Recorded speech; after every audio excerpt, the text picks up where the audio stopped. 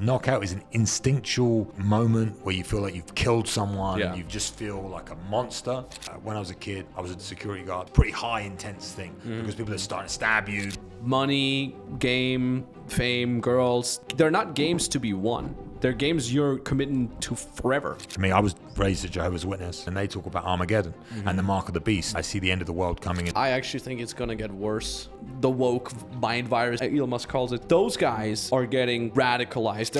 80-90% of the world want to be slaves. That's what people are built. We are built through slaves. If you want to make real money, I'm talking about literally 5-10 million a year consistently over many, many years to come, you got to understand. Yeah, good to have you on, Luke.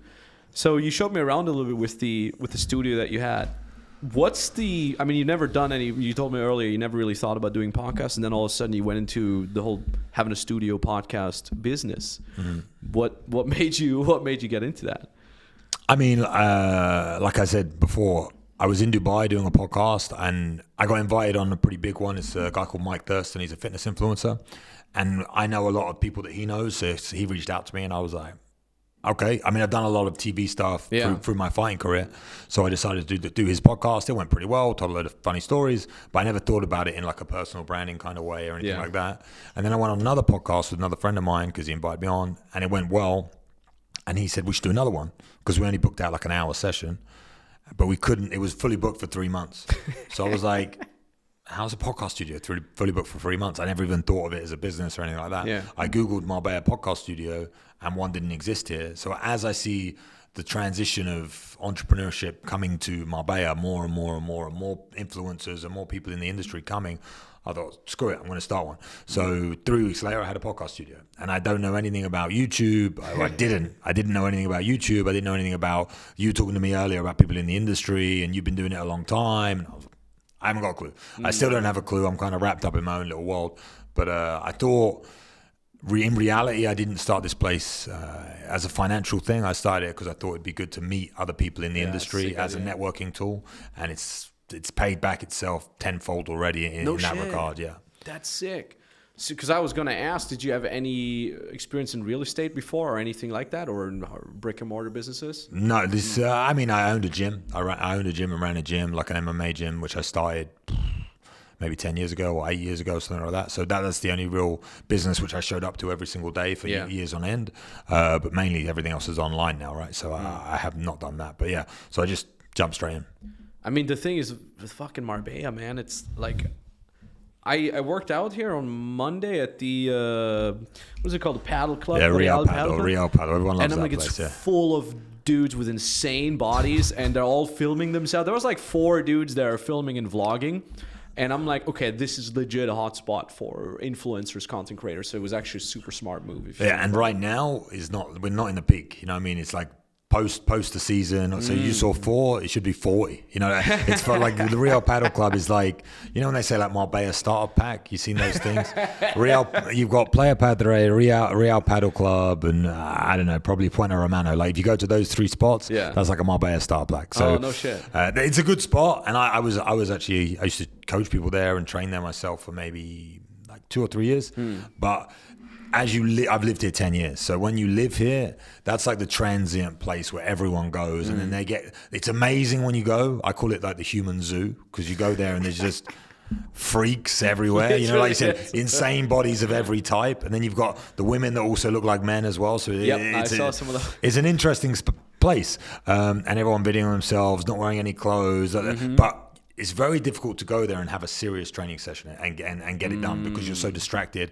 And it got to the point where the Marbella people will go there and you say hello. So it's every time you go to the gym, well, how you doing? Then you have a 5-minute conversation. How you doing? You have another 5-minute conversation. By the time you go there, you've been there an hour and a half and you've not even worked out. So I used to walk from one side of it to the other side, and it'd take me an hour and a half. So I said, okay, I'm going to stop. And I started going to a different place. It's called the Club IO, which is like a fancy version of the paddle club, basically. Super, super fancy. We're going to beep it out so people don't go there anymore. So no. And then I switched again to a gym really, really local to my house, because the same thing started happening there. Oh, no shit. But yeah, the paddle club's amazing. And I actually know the owners and love the owners, great guys, but it's not my vibe anymore. It's like a starter pack Marbella. Yeah.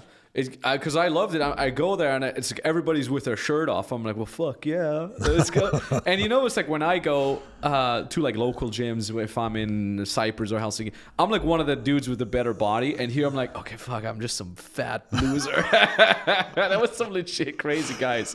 But it's funny because it was only the guys that looked insane. All the girls are like really out of shape. I'm like, how come the girls are out of shape, man?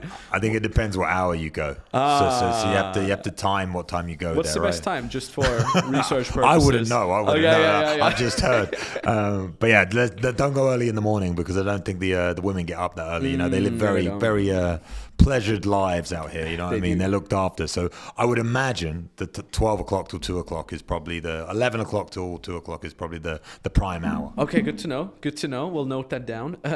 So you came here like 10 years ago, and it's really starting, we talked about it earlier when we grabbed coffee, it's really starting to become like a hot spot for entrepreneurs and stuff like that. What made you come here 10 years ago? Because nobody knew about it. And then what do you think is so enticing about it now? Pretty good question. I was fighting. So my fight career mainly took place in the UK. And then when I got to the UFC and was fighting at a very, very high level, I ended up moving to California and training in a place called San Diego Alliance, like beautiful place. I was there for a couple of years. And then when I stopped that and I came back to the UK and I'd been living in 27 and sunny every single day and a beautiful lifestyle and living on the beach and waking up on the water and et cetera, I woke up and I was like, I cannot live here anymore. So I searched for a few different spots, and my mum actually is the reason why I moved here originally. No shit. She moved. I got married, and the week I got married, my mum moved to Benalmadla, which is down the road. So I moved with her out here, and then every year I've been on the coast 10 years, but every year I get closer and closer to Marbella. I live in a place called the Cala de Mijas, which is 20 minutes outside Marbella. But probably in a couple of years, I'll probably live above this building. Maybe I don't know. Like I keep getting closer and closer.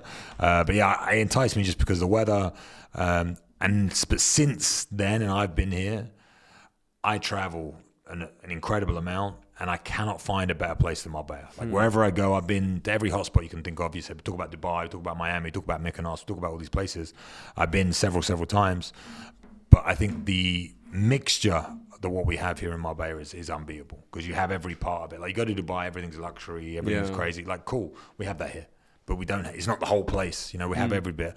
I need a bit of nature. We've got mountains an hour and a half away that you can ski on, Sierra Nevada. No shit, I was going to ask. Yeah, so you can ski, you can hike, you can swim, you could do anything, you can cycle, you can do anything you want. So on the nature side, we've got it covered. The entrepreneurs are coming, I believe, because people are getting bored of Dubai. I think they're over it and they're trying to find places that have a little bit more to offer, like of reality. And also because a lot of people went to Dubai and because of COVID, people have changed their mindset towards work and they're trying to find beautiful places to live in. So I think we've had an influx of like guys coming here thinking, I want to live here. I really also noticed that with COVID, because if you really think about it, why cities even exist was because you could find labor there, right? Like hundreds of years ago, people come from the countryside. You could either be a farmer or a miner or whatever, and then you move into the city. And that just kind of like kept expanding like that. And then, all the companies had offices in the city. But then COVID's hit and all these companies are like, well, home office, right? So everybody worked over the internet. And then I already had my online business when COVID happened. I started in 2013. So I already knew that you could do anything online. But the average person, they all of a sudden, I think they started realizing like, wait a minute, I'm sitting here in this fucking 60 square meter apartment in the middle of a city. I hear my fucking neighbors trampling above me every single day. The air sucks. There's crime. Everything is loud. There's noise everywhere. And I'm paying like 5 times the price. Why am I even here? And then you had this COVID thing. Everybody was working remotely. And then, because I know it from in Austria, I come from a small, beautiful fucking village with more cows than people there. 5,000 people, cow town, I always say. And it's really, really big on tourism. A lot of people come there. There's lakes, mountains, and all that jazz. And a lot of people now, they just move here, and the real estate prices are skyrocketing because people are like, I could pay the same amount of money that I would pay for a tiny apartment, and I get a house here, and I have a 5-minute walk to a lake, and it's nature everywhere, and I have a freaking garden, and I don't have crime and anything like that. So I think that's really changed in people's minds in regards to, I don't need to live in a city anymore. And that's exactly where then hotspots like Marbella are formed. Or also now Limassol in Cyprus is the same thing. A lot of people move there, or Dubai, obviously the big one. It will be very, very, very interesting over the next like 50 years, of next 2 generations, to really see how people live and how they make their money just from their computer. Well, and I think also you mentioned Limassol. A lot of people, I believe, go to Cyprus because of the tax incentives as well. But it's like here, one of the problems we had with being English, you had Brexit where we left Europe. So it became very, very difficult for people to travel within Europe if you're an English person. But now the Spanish government introduced like something called a nomad visa. So you can pay for a nomad visa and you can stay for 2 years. So you just need to be an online entrepreneur. If you're an online entrepreneur and you make money from outside purposes, you can live here and you can get the visa. So that's another thing that opened up through for Marbella and all the rest of it. So I think there's a lot of people, like you just described perfectly, that are understanding that, why am I living in this shithole when I can live somewhere beautiful, relaxed, cheap, and enjoy my life? I mean, Marbella is cheap and expensive depending how you live it, right? So that's also another thing I like about it. You could live in the middle of Port Banús, where we are now, and you could rent a sick villa and you could be spending 30 grand a month on rent, or you can live 20 minutes outside and you can get an apartment on the beach and it's cheap as chips. So it depends on what level of lifestyle you want. So you get a very broad different people here, which I like. If you go to Dubai, everyone's acting like they're the richest man alive and they've all got the watches and the cars, and it's like, cool, but where are the normal people? There isn't any normal people. So like me having a family and the rest of it, I like to integrate with people that are working regular jobs, that are normal people, that are living normal lives, because I want my kids to be around those people as well, and I want my kids to be around their kids, and et cetera, et cetera, et cetera. So I think that's another factor that makes Marbella, I'm sure Limassol could be quite similar, I don't know, different, to that. You have a certain amount of normalcy that kind of grounds you in that, because it's almost like there's a spectrum to it, right? Like you got Dubai that's too extreme on the everybody's showing off. I don't know how it was for you growing up in England, but for me in Austria, like the general Austrian mentality is like, if you make a lot of money, you're an asshole. You can only make money because you probably fuck other people over. And it's very much like a hate or envy society. And I noticed it a lot whenever I come home. People either say, oh, I've always supported you, or like, you try to get some sort of value out of me. And then the other half is just like hating on me. And so that's why I think it's important to find places where you have both, where you have richness and people quote unquote celebrate having money, but then at the same time you're also grounded and you have regular people there that say, money's not necessarily the biggest thing. But how is it in England? Do you I mean, if you look at like your old friends, people that have been knowing you, that you went to school with, are you still in contact with these guys? Yes and no. So I'm trying to think, we call it like poppy syndrome. I'm trying to think of the exact phrase, but they say like in England's a very like different culture as well. And we kind of, if you try and elevate yourself and become above people, you get chopped down. That's what they call it, long poppy syndrome. Or I can't remember what it's called, but you imagine poppies in a plant pot. If one of them grows too tall, they chop it down, right? Same as the whole frog analogy, right? When a frog tries to, you've got a group of frogs in a bucket. The crabs in a bucket. Yeah. Sorry, not even frogs. I don't know where they're from. Crabs in a bucket. One crab tries to crawl out. They all pull him back down. Yeah.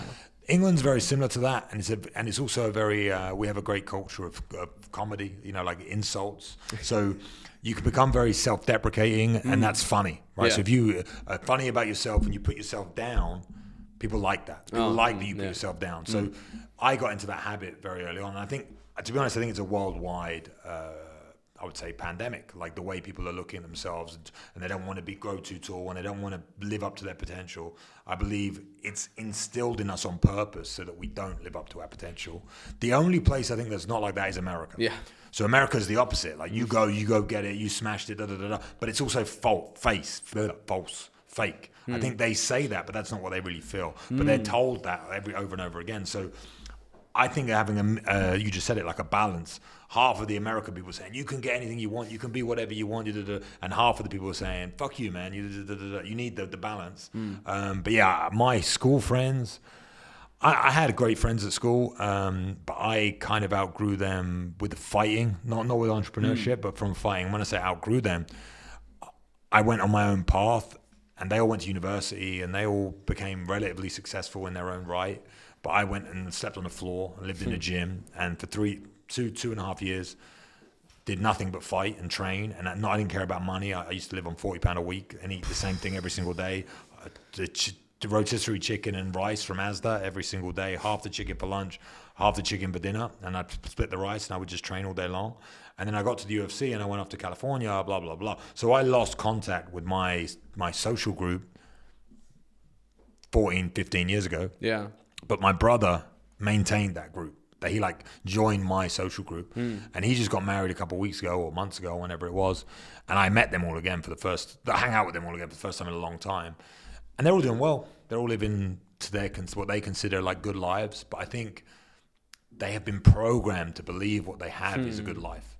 You know, they all work for somebody else. They all earn they all multiple six figures. They're not poor in any way, but they just have no vitality in their life, no excitement. They're not doing anything different. You know, I just find it, not just when it comes to money, but when it comes to outlook. They're all very enclosed and almost scared.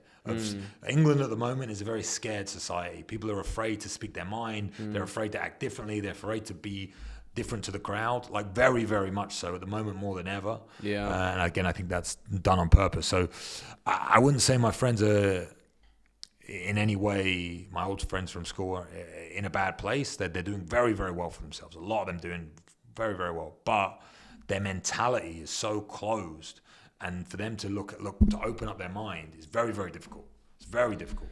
Is that, because you mentioned England is, they're fear-mongering everyone. And I see shit like that online, especially on Twitter, that they're fucking...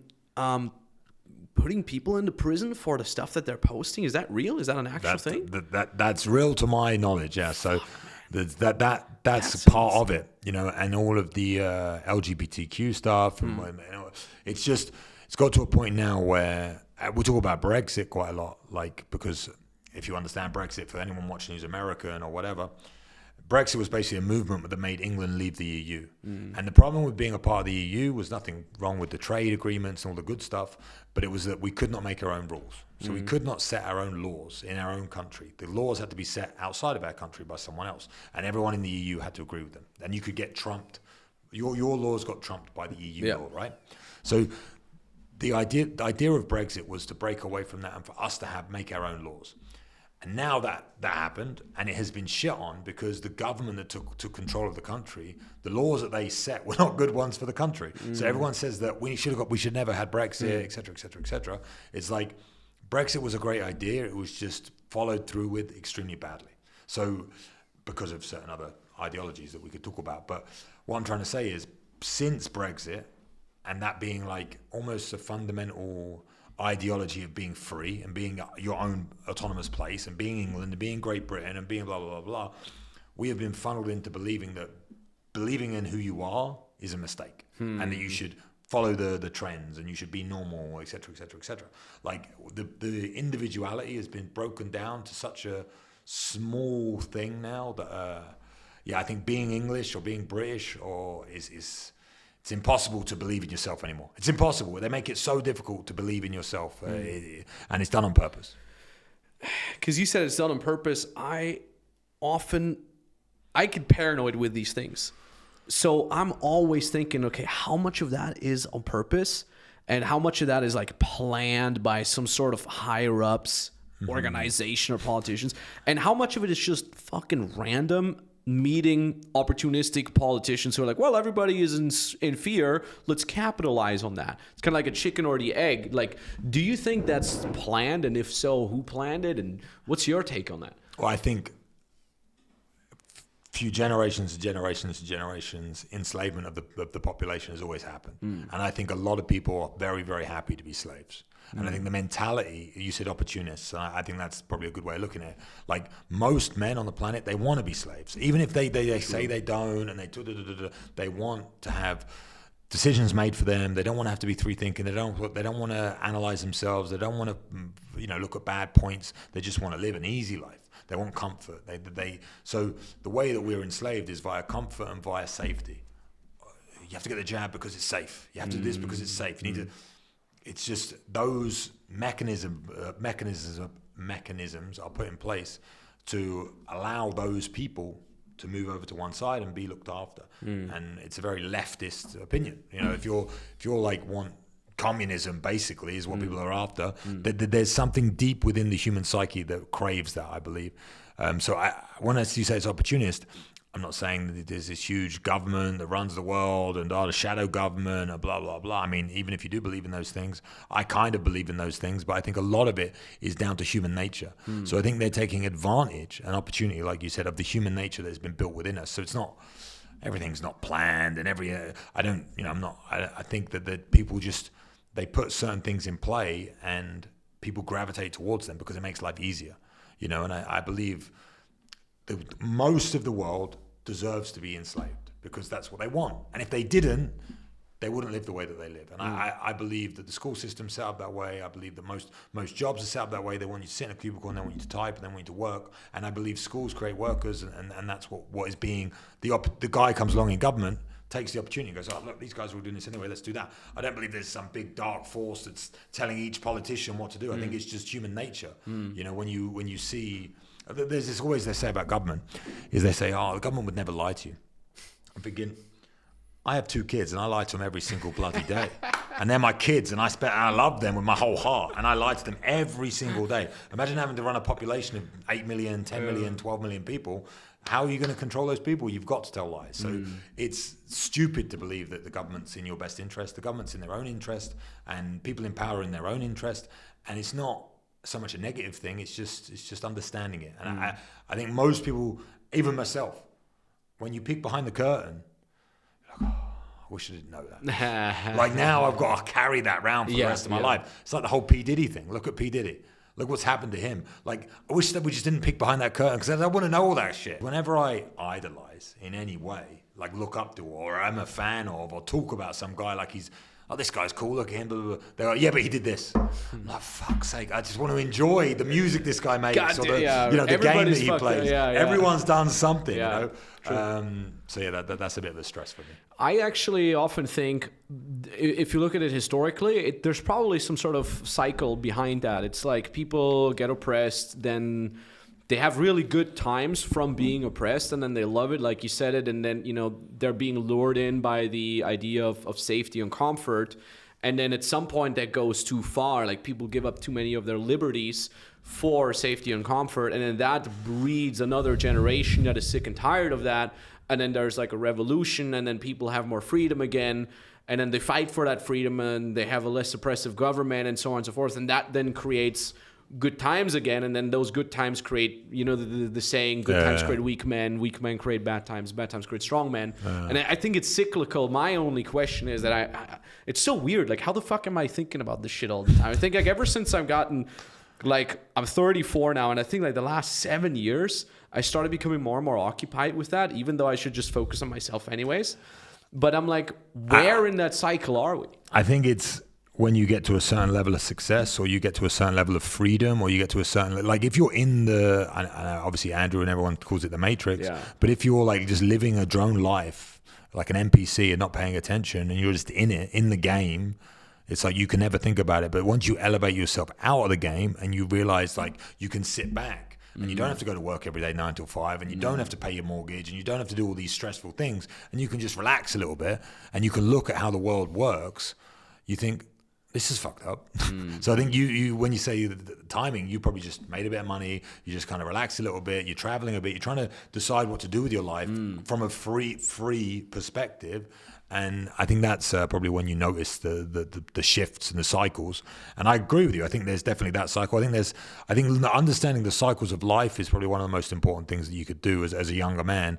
And there's also the cycle of, you said 7 years, which is the 7-year cycle. They talk about how every cell in your body changes every 7 years. So if you've lived 7 years, you're actually a completely new person. And they talk about child development from the age of 1 to 7, and that's when they get their fundamental things. And then from 7 to 14, 14 to 21, which is new age, 21 to 28, you know, that they're there when you really have big shifts in your life and big changes in perspective, because you start looking at life from a different frame almost, and then parenthood comes in and all that other stuff. But I think we are in the cycle right now where we're getting to revolution, I believe. I hope. I think we're a few years away from that for sure, but you said about it with the UK now, you can't tweet something, you get put in prison. It's insane. They talk about freedom of speech. I can't tweet.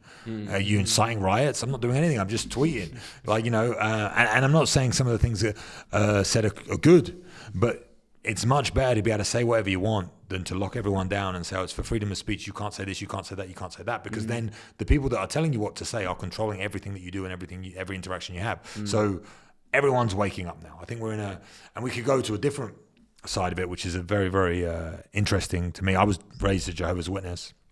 One of my close friends. My family as well, actually. Oh, there you go. So we're both there. So you understand that more than most. And one of my close friends is very, very deeply Christian, and they talk about Armageddon and the mark of the beast and all these different things and all the cycle of that and how that's coming into play with everything happening right now. And we could go deep on it, but it's probably not the right topic.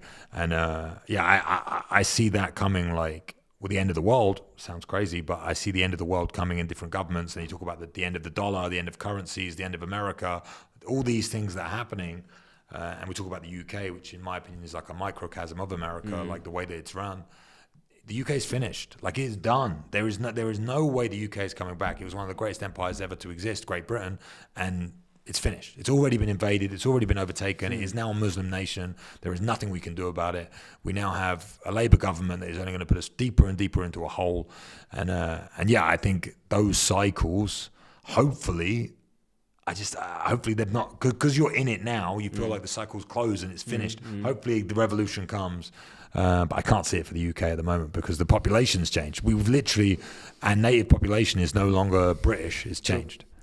The thing is, like, I actually think it's going to get worse still. Yeah, definitely. I think you'll get at least 30% worse before we start bouncing back slowly.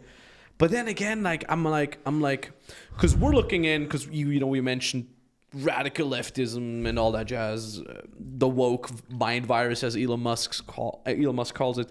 So I'm like, okay, so those guys are getting radicalized. They're in their own bubble, right? We're looking into this from the outside and we're like, you guys are crazy. You guys are creating crazier and crazier ideologies that you feed into yourself, and then you become more and more extreme. And I'm like, where's our bubble peeking into it from the outside? Where are we getting radicalized? Because I noticed that, man. I go on Twitter, which used to be, and with Twitter specifically, it's a very interesting part to look at, because you look at a platform that used to be super far left. It used to be the breeding ground of the wokeism. And then Elon buys it for free speech, and then he's basically radicalizing it from the other side. I go on Twitter and all I see is right-wing radicalization. And I notice it with myself. It's like, okay, Muslims are everywhere. The left is destroying everything. And I'm like, okay, if I'm looking in from the outside saying the lefties are brainwashing, am I getting brainwashed on the right side? I would really fucking love to know just a fucking balanced point of view on everything. That's why I asked you, like, how much do you see in the UK happening from yourself, from your friends, from your social circle, versus how much do we just experience secondhand from the internet by an algorithm that just leaves us in our own echo chambers? Well, I'm definitely not in the UK as much as I never want to be there ever again. So I would say a lot less is actually happening, and a lot of it is fear-mongering in a way and echo chambers. And I believe that's what you need to do. You need to get a really leftist friend, and you need to open up his X and go through it and see the difference of the algo, because these algorithms are making us so much more like going down deep rabbit holes in our own psychology, because we're like, oh, I'm interested in this topic. Then all you get is dup, especially on X. So you say Elon Musk bought X for freedom of speech. I believe Elon Musk bought X for access to 1 billion people. However many people are on X, he now tweets. Everyone reads it because Elon Musk, because he owns this thing. So he's made a very smart decision to now have access to so many people. So when he releases whatever he's going to release, we're all going to know about it. So that's a different topic. But he has helped freedom of speech, and without Elon Musk, a lot of things would be not uncovered. But I think it's like the people that want to know. But like you said, the extreme leftists, they don't know they don't hear any of the things that we hear. I remember when Donald Trump got shot at. And I remember that they were talking about CNN reported as Donald Trump falls down at rally. That's insane. That's insane. Like, they didn't even report the fact of him getting shot at. They just said that he fell over. They said also he was rushed off stage. He did something wrong, That's their echo chamber. That's what they're reading into. So I don't know how we're ever going to find a balanced view. And I think that's what they're trying to do. The whole idea is having everyone fight against each other, everyone distracted about all this bullshit that's going on. And the more distracted you are, the less you focus on yourself, the more you worry about all the. And again, I got a very successful friend of mine. His name's Pavel Neruda. He runs an event, an MMA event that I actually work for. And he said to me, 3 years ago, I was obsessed about this shit like you are now, and it did nothing for my life. It's just distracting you from yourself. So I think it's very, very important to understand, again, the cycles and what's going on, and have a clear understanding that you're being lied to by everything that you read and everything that you know. I honestly believe, I'm at the point now where I think history's a lie. I think the food and medicine industry's a lie. Everything we're told to eat is a lie. I think everything's a lie. So I'm at the point now where unless I experience it firsthand and I see it firsthand, I don't believe it. And I think Twitter's a lie. I think Facebook's. I think it's all lies. So we're being manipulated however you want to see it, and I'm trying to just now focus back in on myself because I think what the people I interact with and I talk to, they're the only interactions that actually matter. Okay, far left, far right, who cares? As long as no one. But we've got World War III coming, and again more fear mongering. As long as it doesn't affect my bank balance and my family, I don't care.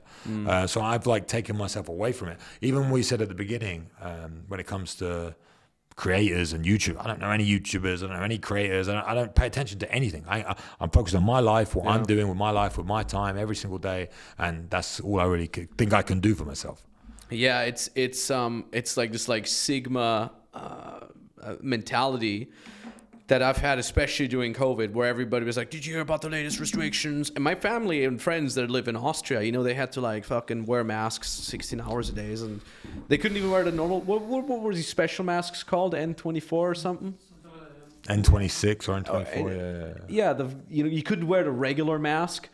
And then meanwhile, we're in Ukraine, just throwing house parties with 80 people, and nobody died. And that's really where you noticed how fucked you are when you're dependent on the system, where you got a job tells you got to get vaccinated or you lose your job. So, and then all my entrepreneur friends, they were like, well, I live in X city, XYZ country. I didn't like restrictions, so I fucked off. And then they moved to places like South Africa. I remember Iceland at some point had super loose restrictions. And this one friend, Christoph, who's on the podcast as well, this guy just bought a fucking catamaran sailboat and just started sailing around. It's no cops on the fucking open sea. Yeah. And that's where you really notice a lot of people say, well, money doesn't matter. Money doesn't buy happiness, yada, yada. We're now at a point in life where money buys you fucking options. It kind of buys you the freedom. Like you said, you move out of the UK, you move to a different place. For me, it was first Ukraine, then it was just traveling around. And I had the best freaking years of my life during the pandemic because all the epic spots are not overrun with tourists. Everybody's happy that you're there. All the flights are super chill and relaxed. And a lot of my friends, they legit became depressed. They were like, I haven't been anywhere in 3 years, in 2 years. I don't know what to do. And I'm like, yeah, you were the guys that said money doesn't matter. And, oh, Max, you changed because you're all about money. I'm like, I'm not about money necessarily. I'm about the freedom and the options that it gives me. I think now we're playing like an entry game. It's like if you don't have money, you don't even get to play.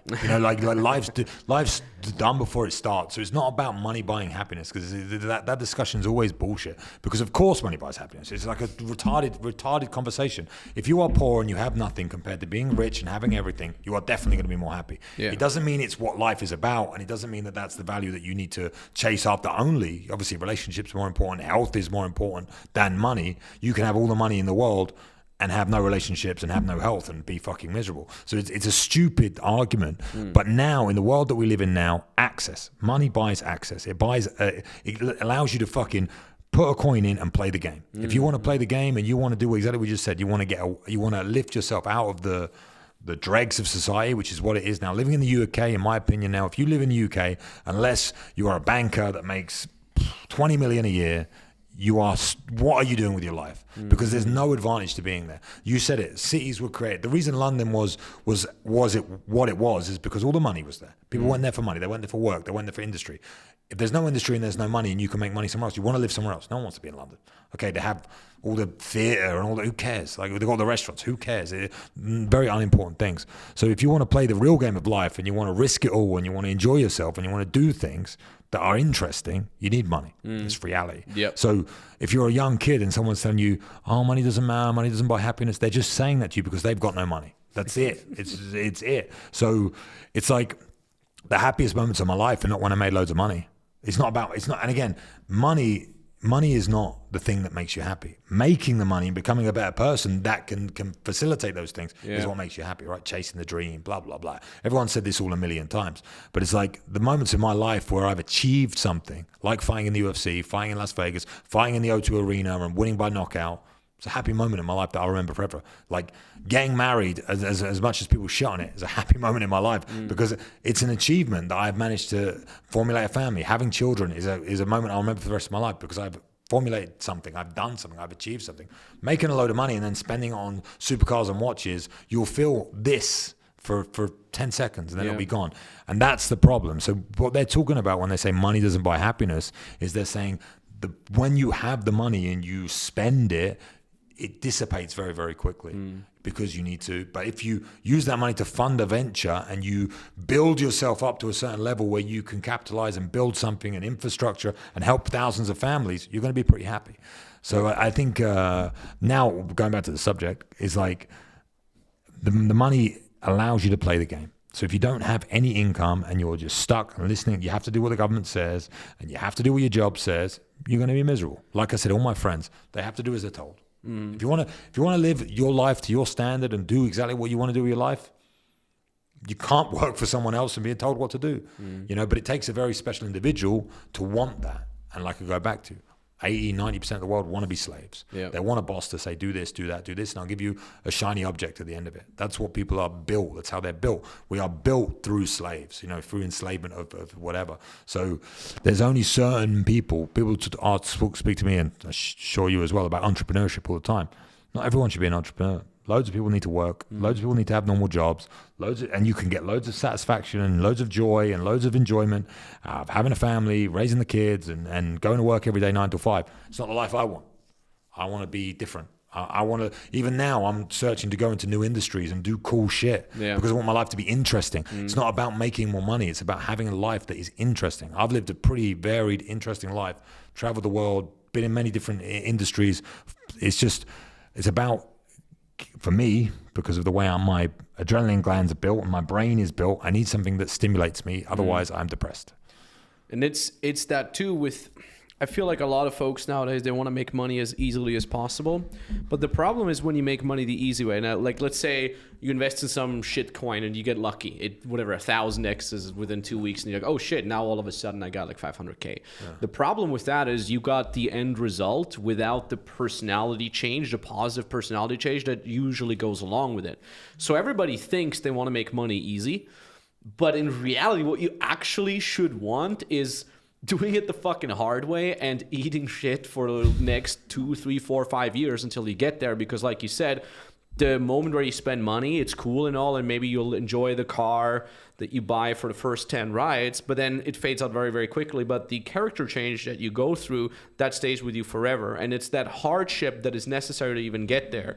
And then only then, you're going to do things in your life like getting married, like just having a beautiful sunset chill session with your kids or your best friends. And you're like, wow, I'm so happy about this. This random sunset gives me so much more meaning because of the journey and the personality change I've had to go through in order to get there. Because if you want to make real money, I'm not talking about 500K luck shot. I'm talking about literally whatever, 5-10 million a year consistently over many, many years to come. You got to become charismatic. You got to become a leader. You got to understand how people work. You got to understand marketing. You got to understand sales. You got to understand win-win principles. You got to understand communication. And that's all just the outside character traits. The inside character traits of like, you have to be driven. You have to overcome obstacles. You have to have the fucking work ethic to begin with, to just fucking grind even though you're tired. And it's really those things that are the real win behind it. It's like the personal wins that come along with the change that are way more important than the outside wins of someone cheering for you. But then at the same time, you said you knock someone out in the O2 arena and there's just like thousands of people cheering you on, man. And that's something that like 0.0000001% of people will ever experience. So for example, when you make a lot of money, whatever you record month, million a month, you look at the number and yeah, maybe you're there with your business partners, you high five each other, that's cool, but it's not as public of people fucking cheering you on. And I think that must be an incredible, magical feeling that only, you know, rock stars, musicians, maybe actors and athletes experience. How does that feel in that very fucking moment? I mean, it's hard to explain without a doubt, but I think you go through it in your head so many times before you get that knockout. You've envisioned that knockout 10,000 times in your mind, and you've envisioned the referee putting your hand up. So this is going to sound strange what I'm going to say, but it kind of feels like I've already lived it and it was going to happen. And I feel like that's how those sort of moments happen, is because you expect it to happen. So it's like, it's not a surprise. You know what I'm saying? It's like, I won. Of course I was going to win. I planned to win. I trained for 10 years to win. I did everything I had to do to win. So of course I was going to win. Obviously you feel elated and you feel joy and you feel this raw, instinctual emotion. We always say in fighting that for the first 3 minutes after you win a fight, no one can judge what you do or what you say, because you do and you say some stupid shit, right? Because it's like you're in such a moment of elation that you say crazy shit, you do crazy shit or whatever. And it's like, you can't, the thing that's so important about it is you cannot buy that. It's impossible to buy. Exactly. You know, and at the elite level, you know, at the lower level, you can maybe pay a few people and you can have a fight and you can win. But at the elite level, in an arena, like I said, with tens of thousands of people, it's a real moment. It's a real thing. But I'm such a psychopath that as soon as it happens, I'm like, I knew that was going to happen. When's the next one? That's the issue with my life. And I've had to, but I think living a guy said to me, a friend of mine said this to me probably 10 years ago, more than that, 15 years ago. And he said, Luke, the problem with you is you're so used to living life here. Like average people live life here. You're used to living life here. You're always living here. Always. So as soon as you go down to normal, you're unhappy. So you always need to be here. And that's like the problem with your life, is like you can never be happy with average, normal things that happen to you. Because, so he said that the therapy that I need is to become normal, used to this, because I'm always used to this. Not just through fighting, but through everything I've done in my life. I've always, you know, sounds stupid, but when I was a kid, I was a doorman, like a security guard. It's a pretty high, intense thing, because people are starting to stab you, and you'd only be happy if you, like after the night's work, you would talk about the incidents, the red alerts, the moments that when it really mattered. I believe in my DNA or whatever it is, I am built for those moments. Like when you rely on someone and when someone's got to be there and when something's going down, I'm the guy you want to call. That's what I believe in. That's why I went into fighting and all the rest of it. I'm not an adrenaline junkie in any way. I don't like jumping out of a plane sounds retarded to me. I think it's the stupidest thing in the world. So I'm not like an adrenaline guy. I don't like scary movies. I don't like roller coasters. I hate all that crap. I think it's pointless because you are emulating something that isn't really there. You know what I mean? Like jumping out of a plane, I mean, it's fucking dangerous, I'm sure, but like why there's no point to it. Yeah. That's why fighting it's such a real thing to me, because you said it, you quoted Joe Rogan earlier, it's like human chess with dire consequences or dire results, or whatever the phrase is. Like there's nothing more important than that. But once you've lived at that level, like I'm saying, this guy said to me, once I've been living here for so long, for me to live here now, it's such a difficult task.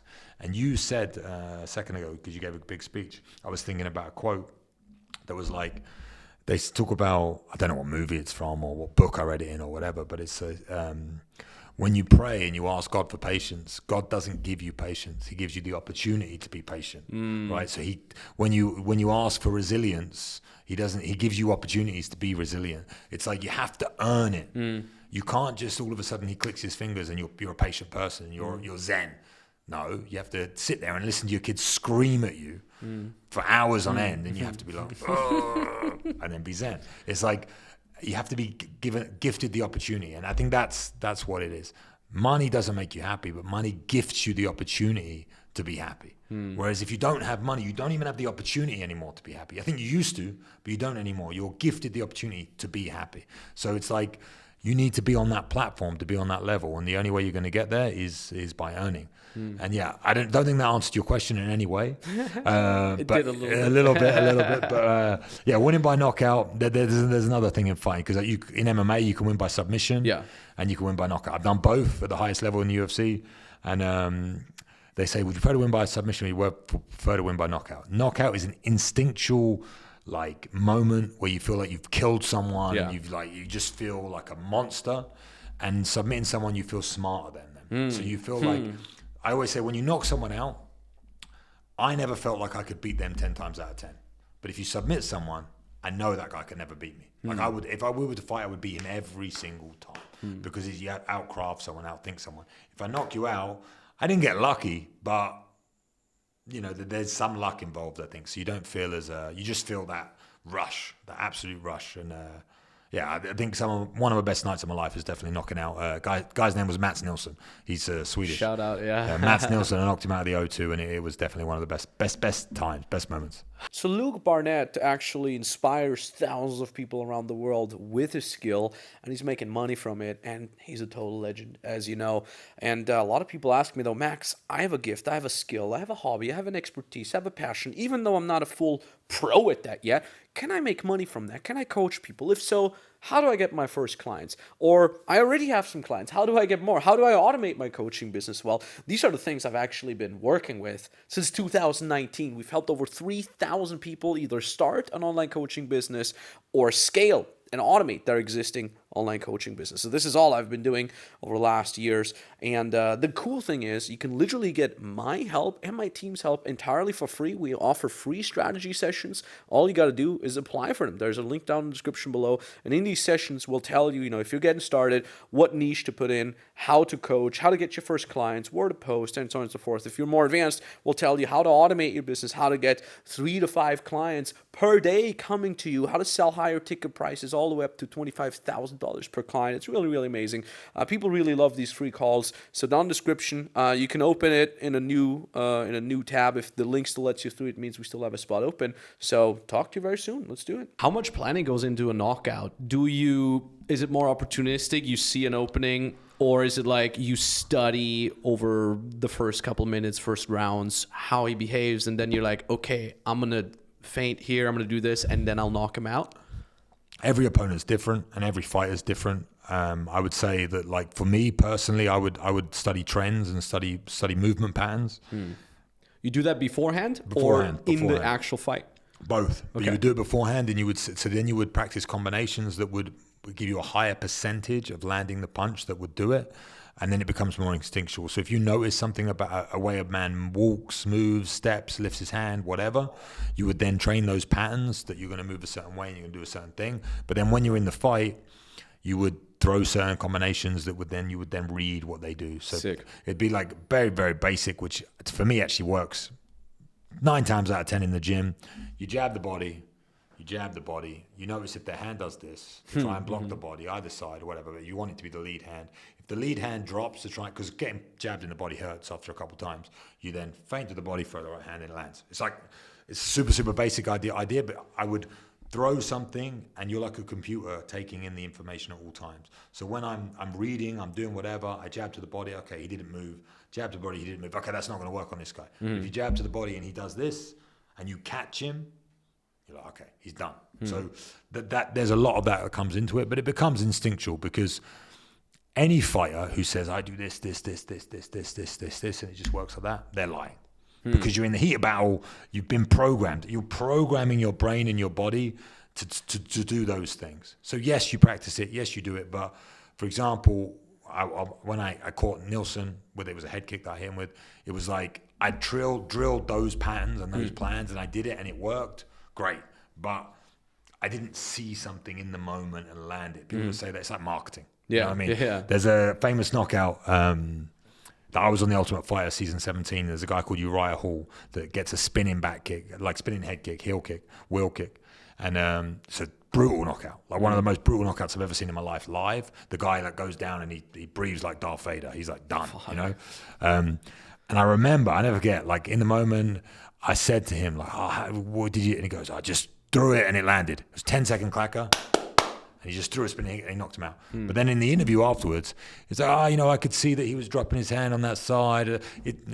So I just timed it perfect. Bullshit. He just threw it and it landed and it was sick and it was amazing. It was amazing. But then he tried to sell it. It's like reality versus Instagram. You know what I mean? It's like one of those. So yeah, fighting is so instinctual. If anyone tells you that they do something it's just instinct. It's just instinct. That's so interesting. I talked to Suelio Almeida yesterday. He's a sim racer. And he went from sim racing to real life racing. He literally races real life cars now. And he was on the podcast over Zoom yesterday, and he said something very similar, because I asked him, when you go on track in real life, what's your thought process on how to know your braking points with the car and all that jazz? And he just says, like, the first 2 laps, he just gathers data. He gets an exact feeling, if I do turn in like this, where's the grip on the car, where's the grip on the track, and so on and so forth. And it kind of rang a bell when you talked about that. You're like, you just gather data of your opponent, and then you kind of systemize it and figure out what you got to do then in there.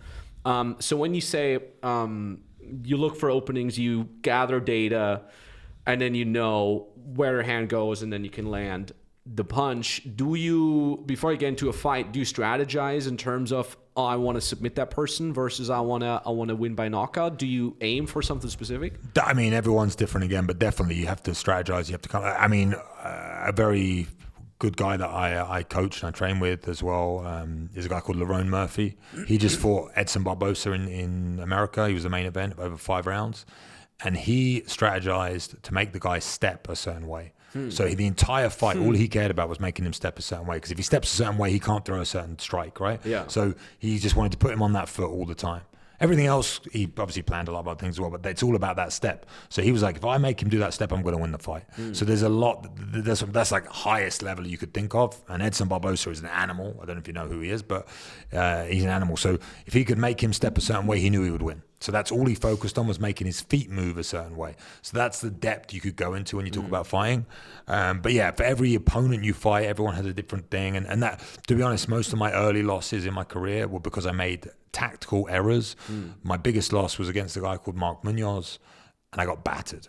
Absolutely bad. But the reason I got bad is because I trained for 4 months with a guy called Phil Davis, wrestling every single day. Phil Davis was an NCAA champion, amazing wrestler, amazing guy. He was a heavier weight class than me, incredible, battered me for 3 months. So I got used to getting bad for 3 months. I went into a fight and I got bad.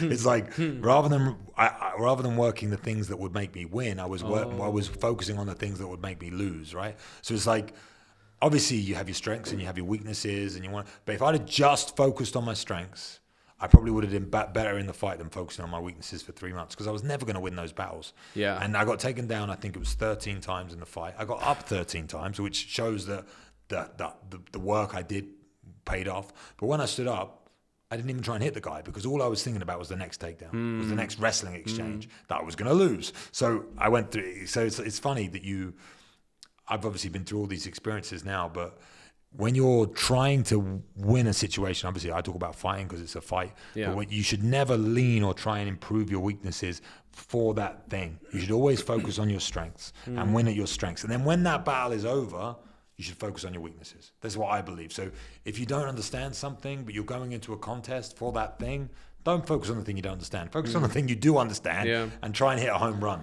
Because when you have your downtime, that's when you need to improve the overall game, right? You don't just focus on the things that you're good at. That's not what I'm saying to do. I'm saying when it's in crunch time, the important moments, don't focus on your weak points, because you want to focus on your weak points when you're out of camp, as we were saying, fighting, right? It's so epic that you mentioned that. I've had that exact lesson in a business context over the last 2 years. We were always huge on organic. We made a ton of money, like $500K a month just from my organic brand. And then I was like, okay, I want to figure out cold traffic, meaning running paid advertising to complete strangers. You know how we always call it paid advertising is you're basically forcing people to watch your stuff, right? So these people are not fans. They're not coming into the call with your sales reps. I have been following and watching your content for 2 years. These are people like, oh, I clicked on an ad and now I'm on the fucking call. Who the fuck are you? So for about 2 years, I always say, like, everybody has a primary strength, a secondary strength, a tertiary strength, and so on and so forth. My primary strength is creating content. Like my best strengths are creating content and just being out there in social media, going on rants, doing entertaining or educational stuff. But during that 2-3 year period, I had to leverage other things, which is figuring out sales and sales team and marketing and the numbers behind everything and really understanding that. And that was not leveraging my strengths at all. It's just like you said, like I was kind of training how to get battered, basically. Right. And then it was such an uphill fucking battle because you're never going to get to a point where you're really ahead. You're always just putting out fires. You're always caught on your back foot. And that was just really, really hardcore. And then the way I fixed it was just by sheer fucking volume. I was just forcing it to work, right? But the same thing is in those 2-3 years, if I had leveraged my strengths, which is social media, and keep growing organically, we would probably be at an even better place now. Mm-hmm. Now, I got the lesson, I got the character strength, I got the work ethic, I got the know-how from that. So that's going to stay with me forever, but it's not going to pay off yet. I think it will pay off in the next 5 to 10 years, but I had to lose a lot within that time. And I think once I made that realization of like, okay, fuck, man, this is not my primary strength. What are you doing? Go hire someone to do that and focus on your primary strength, like you said. And then once it's running well, then you can still figure out your weaknesses.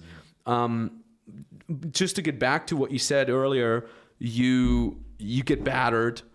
Is there any moment within a fight where you kind of know I can't win? I mean, if you were a normal human being, definitely. Okay. But me, we could be playing chess and I could have one pawn left and I still think I'm going to win. That's sick, man. It's sick and it's also a big problem, right? So I'm known for like never giving up. Like it's always been and there was one fight that I had in Italy and I got smacked, like battered for 3 rounds. And I mean bad. Like the fight nearly got stopped 3 times or twice. And I was in a bad way. And I went back to my corner and my corner guy was like, stop fucking about. He actually called me a cunt, but I was whatever. And I was like, yeah, you're right. I come out and I beat him in like 40 seconds. You know, so no, if you were betting on that fight, I must have been like a 15-1 underdog. You know, I was getting smashed. But yeah, so I think probably for normal people, and then, but I think if you could get to that level of self-belief and that level of pushing yourself to such a limit, like I don't think there's any moment where you ever think, I'm not going to win this. You always think there's a chance. You always push for you. I mean, I'm speaking from my own personal experience. I don't know other fighters, but for me, I would never ever, I wouldn't enter a fight or a contest under the belief that it's possible that I could lose. Like it just is it's a big character flaw, I think. And it's a kind of insanity, but I think to be at that level of anything, you have to be kind of insane. Yeah. So, yeah, no. There'd never be a tipping point in the fight where I'd be like, I can't win this. I mean, you're coaching people, you're mentoring people. You deal with a lot of different kind of characters, I suppose, when you do that. When someone comes to you and they say, Luke, help me achieve something, become a fighter, whatever, and they don't have that mind issue where they think they're going to win, when they're like more humble or whatever, is it possible to develop that? I believe so. I believe everything's developable. I think if you but it comes down to your foundational skill set. So I always go back to like your foundation. So I try and strip people back to their self-belief. Like if you don't believe in yourself, that's normally the number one problem. And that's the number one problem that you talk about, talking to girls and all this sort of stuff. It's like repetition of something will make you believe in it. You know, so it's like if everyone says about how do you grow confidence, how do you do it? So okay, let's take talking to girls as the example. I know that's something that I talk about, but it's like if you just do it 100,000 times, go up to a girl and say hello. It doesn't have to be good. They don't have to say hello back. You don't have to get a number. You will get more confident and better at doing that thing, right? It's volume, numbers. It's a numbers game. So if someone doesn't have that innate belief that they believe in themselves that much, I believe you can grow it by pushing them to their limit. And I've been pushed. The reason I have that, because in my fight gym and in the old days, like I said, I slept on the mats. I lived in, like, I would go into a fight thinking I sleep on the floor. I train more than anyone else human possibly. I don't take any breaks. I don't do anything. Like, I'm not going out partying. I don't drink. I eat perfectly, etc. The biggest weight cut you could think of, like I used to cut a lot of weight. Like, if I can't, no one can do it. Like, I have given my whole heart and soul to this. If I've given my whole heart and soul to it and I've taken those shortcuts, then why would I ever believe that I can lose? So normally the fear comes from because they're skipping corners, they're not waking up, they're not doing what they, and they deep down they understand and they know that they are not worthy of victory. So if you, and I'm talking about fighting, but we could be talking about anything. It's like if you're taking shortcuts and you're lying and you're pretending, and it normally just comes down to looking in the mirror and being like, did I do what I say I was going to fucking do? If I did what I said I was going to do, I can't lose, and there's something that I do a lot of Andrew quotes, but I don't know if this is an Andrew quote, but it's like, if you try as hard as you fucking can, give it 100% to something, you do it for long enough, it's going to happen. Like it's not possible for it not to. That is just programming that you have been told, oh, life is hard, only certain people can make money, all this bullshit. It's like, if you give you something 100% and you try for a long amount of time, it is inevitable to happen. There's no way it won't. That's my belief. And I might be wrong, but that is my belief. Like, so I said, I try and pass that on to the people. Is like, if you're afraid of, okay, let's say it's fighting, because fighting's always easy. You just got to do it a million times. You don't want to spar. Sweet, let's spar.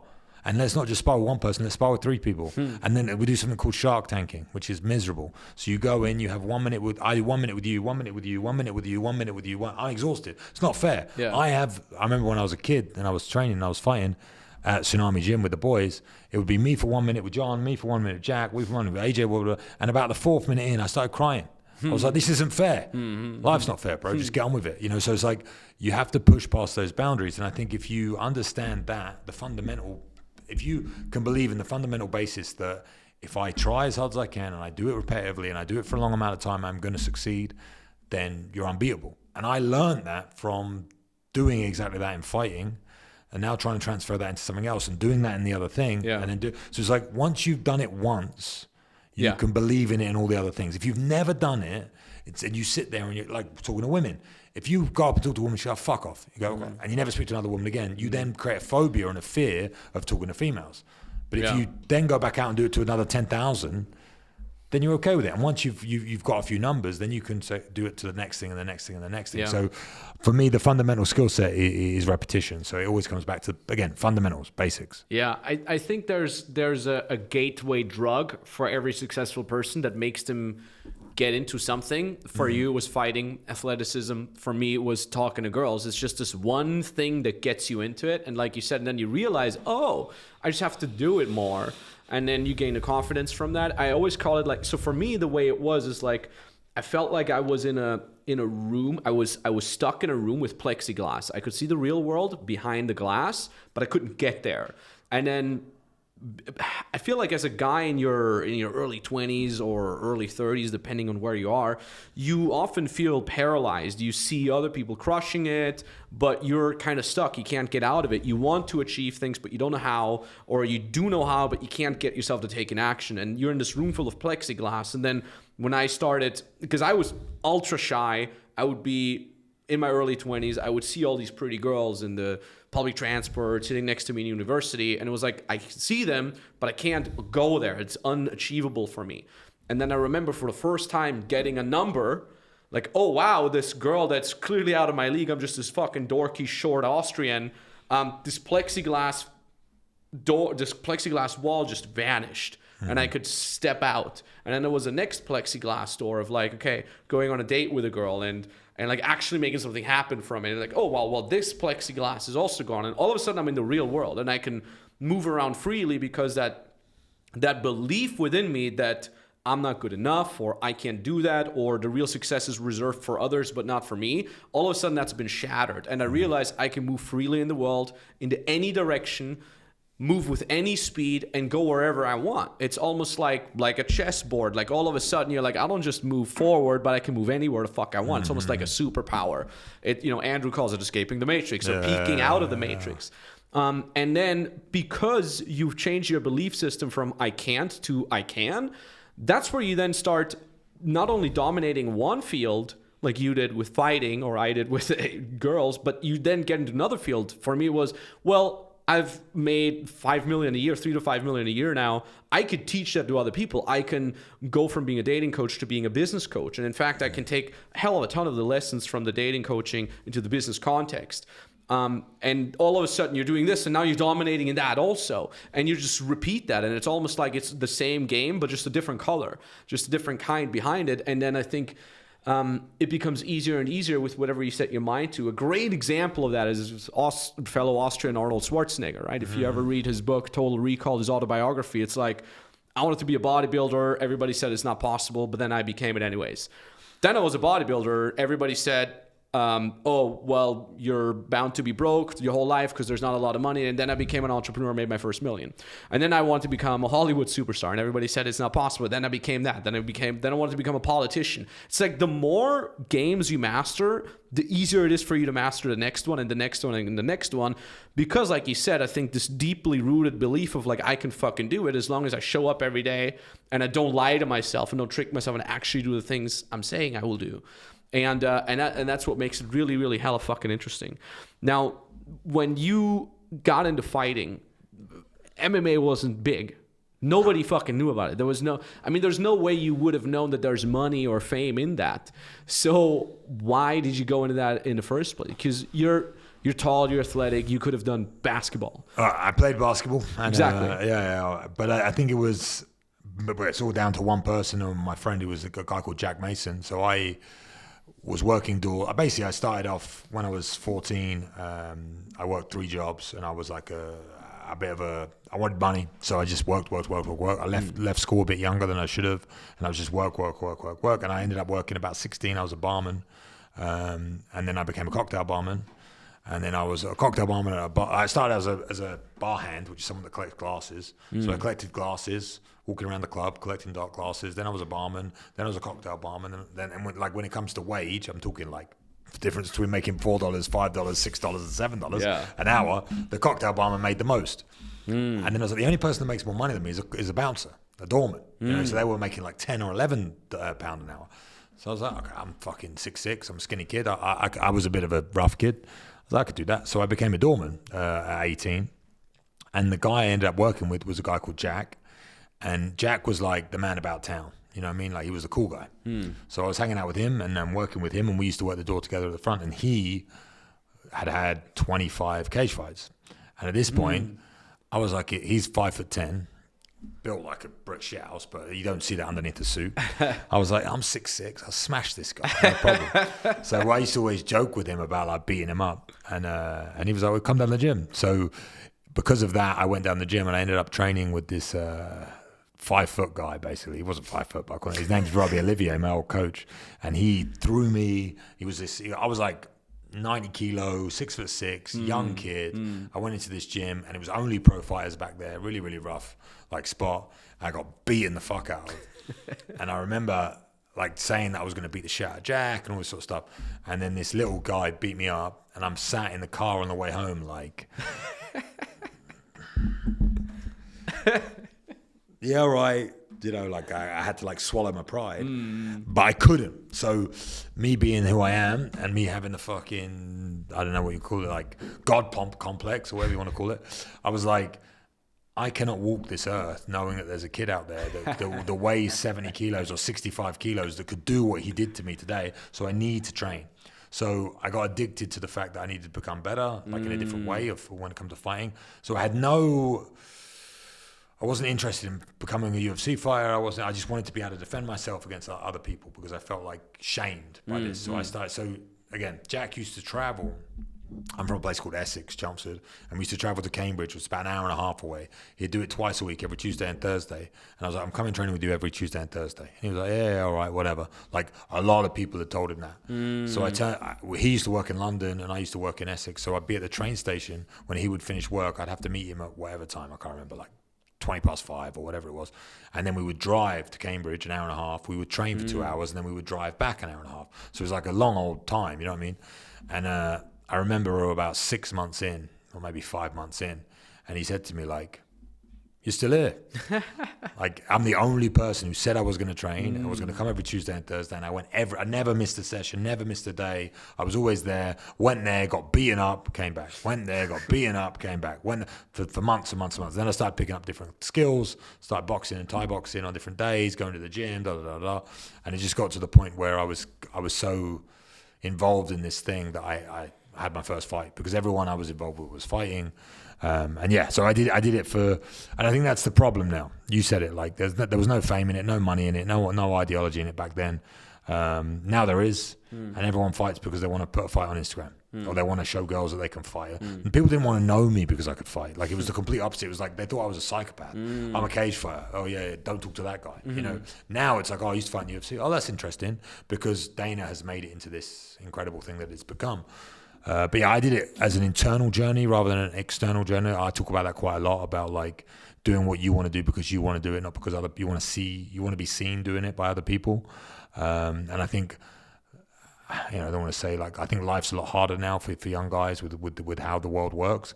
But yeah, it was an internal journey for me, and I'm happy I did it. And then once I had this, again, I had no self-belief, I didn't do anything. And once I started training with the same people every single day, and I got a little bit better, I was like, oh, I'm getting better at this. And then there was a same guy I used to train with every single day, and I started beating him, and I was like, I'm pretty good at this. And then I have a fight.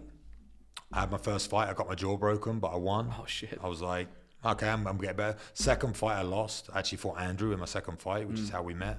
And then my third fight, I won. Fourth fight, I won. Fifth fight, I won. Sixth fight, I won. Seventh fight, I won. Eighth fight. And I got to 10 fights. And I was like, I'm pretty good at this. Like, maybe I could actually do this, like, properly.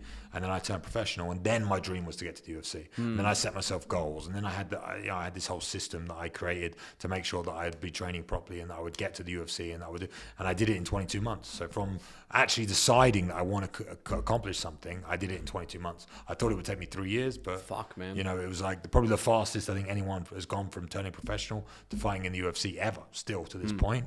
And it's because I was obsessed and driven and knew what I wanted, which I call it like having clarity of purpose. And I believe that is the problem with the world today, is no one has clarity of purpose. No one understands what they actually want to do with their life, because there's so much cloud and bullshit in the way, and they don't know exactly what they want. I knew what I wanted. Once you know what you want, life is so simple, So yeah, that's kind of how I got into it. And it was all through telling my mate that I could beat him up. You mentioned you had a system that allowed you. What was that system like?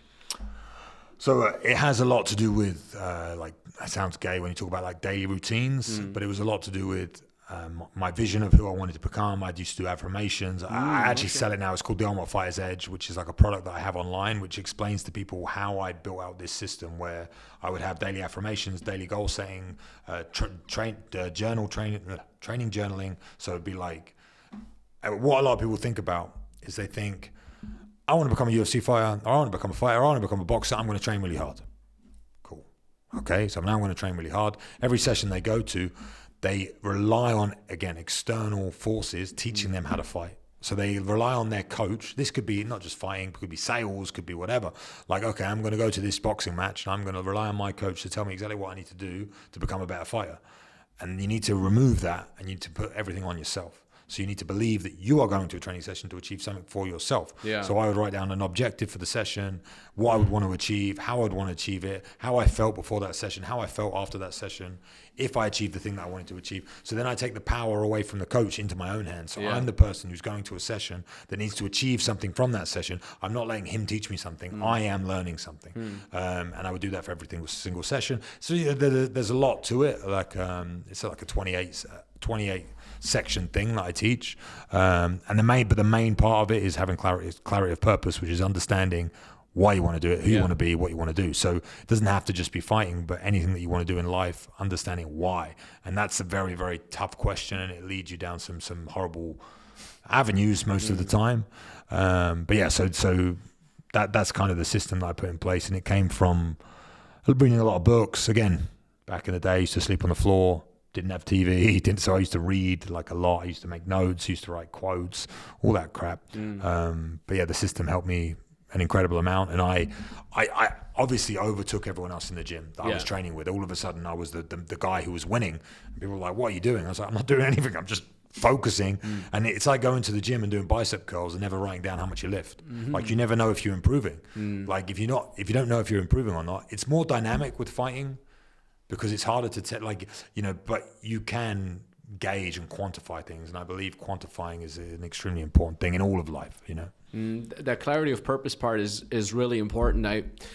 I always say that people nowadays rather spend decades in a life that is not fulfilling than just spending a fucking weekend alone at home with no distractions and really thinking about what they want out of life and how to fucking get there. I think we're so distracted nowadays because we have fucking dopamine. We just have to reach for that.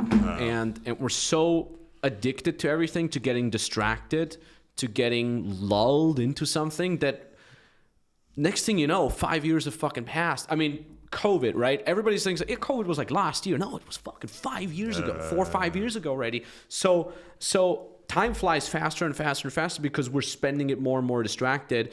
And that's why you said, like, people kind of have surface level goals. Oh, I want to become a famous UFC fighter, but they don't actually spend that introspection of really figuring out what is my clarity of purpose. And that's really, really key. Like, I think like that's like if you break it down, every successful person probably has done a decent amount of introspection first before they even figured out what they want out of life, and then obviously consequently how to get there.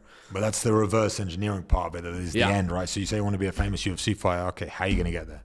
What's step one? And how's your day going to look like every single day for the next 5 years? It's like I was so blessed to have incredible coaches for me on the fighting side of things. And this is kind of my mission now. So I joined Tsunami Gym and I had incredible people around me. And fighting is like a microcosm of life. It really is. Everything to do with fighting is the same. Everything. All the stories I say and everything I say. But it's like, I remember when I was fighting for my first amateur fight, my first professional fight. And I said to my coach, like, how should I train? It's my first professional fight, And I'm like this young kid who doesn't really know. He goes, well, imagine you're fighting for a UFC title. Explain to me, you're fighting for a UFC title. It's going to be 5 rounds. You're going to fight against John Jones. I mean, back then it was Anderson Silva, but John Jones. How would you prepare? I'd be like, oh, well, I'd have massage once a week. I would see a physio once a week. I would train 3 times a day. I would run in the mornings. I would eat perfectly. I would check, And I listed off this big, long thing. And he said, do that. That's how you should prepare, because you should prepare for every fight like you're fighting for a world title. Like, you should do everything in your power to become the best version of yourself and to win as much as you can. And it's the same now. It's like, if you want to be a UFC fighter, okay, fine, let's take the UFC thing out of it. If you want to become a millionaire, okay, imagine you're a millionaire. What do you do? What does a millionaire do every single day? Yeah. How do they make that money? What did you do? How much money do you make per day? And okay, how many sales do you have to make per day to make that amount of money, etc. And you quantify it and you break it down, and then every day you have a goal. Yeah. So every day, okay, I got to make 5 sales a day.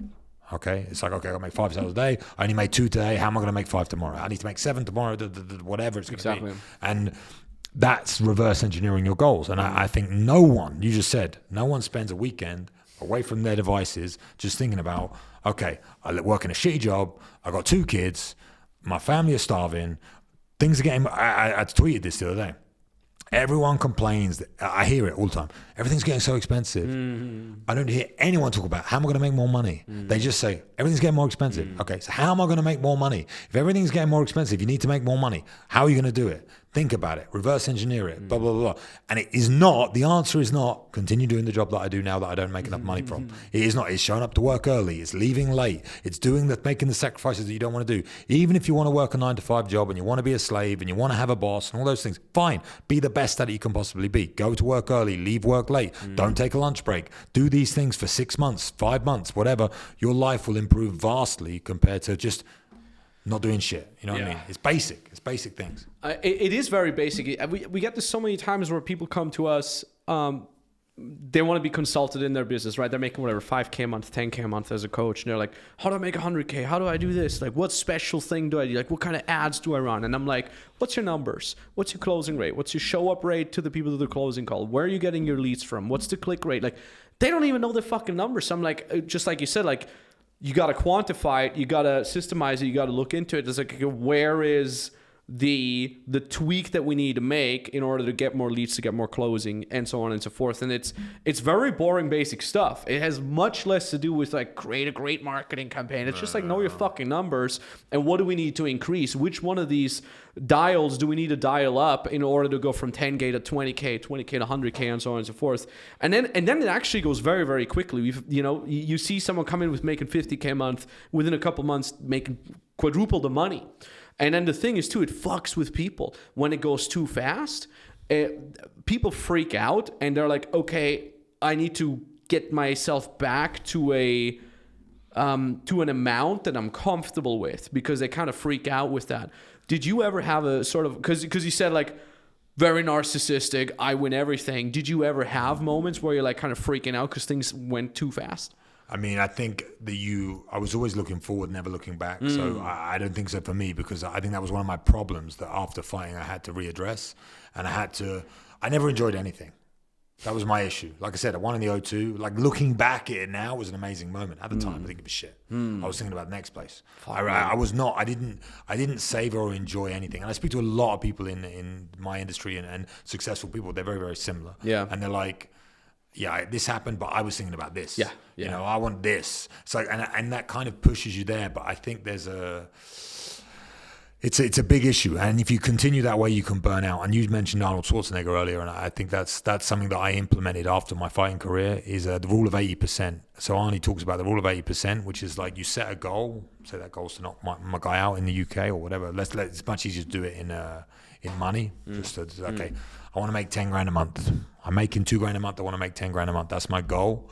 Once I get to 80% of that thing, so I'm now making 8 grand a month, I now need to reset that goal of 10 grand a month to something bigger. Sick. But once I hit that 10 grand a month goal, I need to do something to commemorate it. So I would miss the commemorate it bit. I would make 10 grand a month, and then I would go on to the next thing, but I would never say, well done, pat yourself on the back, do something to go on a trip, take your wife somewhere, do whatever. And I'm not talking about money, I'm talking about fighting. So it's like, I'd be like, okay, I got to knock this guy out. My goal is to knock this guy out in the second round. I would do it, and they'd be like, of course I was going to do that. I'm the man. Next thing. And I didn't get any fulfillment from it, or any joy from it. And I think that's why I burnt out very quickly in fighting, and I moved on to something else, because I was like, oh, this is pretty sick. I'm in the UFC. I'm on TV. I'm getting interviewed. I never enjoyed it. I was just like, I felt the pressure of it, and I wanted to be bigger and better. And I think having that rule of 80%, where you reward yourself, and it's like the carrot and the stick kind of thing, right? You have to, every now and then you have to have the carrot. If you don't eat the carrot, then what's the fucking point, right?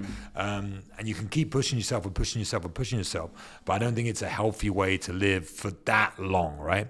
And I think with fighting, I didn't live healthily in any way. But I think I learned an incredible amount about life and lessons from it. And now with the other things that I'm doing, I still every now and then have a big achievement that I do that I of course, and I go through it. But I try and reward myself, and I take a lot of time to like sit back and be like, okay, this was good, this was bad, and analyze. And you said about the guys not spending their weekend. I think one of the most important things I learned from fighting is self-analysis. And one of the things that you learn about fighting is you watch your fight back. You have a fight, you do well or you do bad, whatever. You watch the fight back and you go, that was good, that was bad. I need to get better at that. And you then go back into the gym, you improve those things, and you become a better fighter. But men don't do that in normal life. They just live and live and live and live. They never sit there and go, okay, so I went on this date with this woman and I said X, Y, and Z, and she reacted this way, so maybe I should do this, and maybe if I did that, it would be better. And they analyzed their actions. Or I went to this meeting and I spoke too much, which is something I do all the time. I spoke too much. I didn't let the other guy talk, and maybe I need to calm down a little bit more, or use more open-ended questions, blah, blah, blah, blah. So if there's no self-analysis, there's no room for improvement, right? So I think that's a big problem that people have, is they just live. They don't think about where they are in their life. They don't think about where they want to go, and they don't think about how to get there. And they don't even want to. It's too scary for them. I've had the exact same experience with, I was on world tour.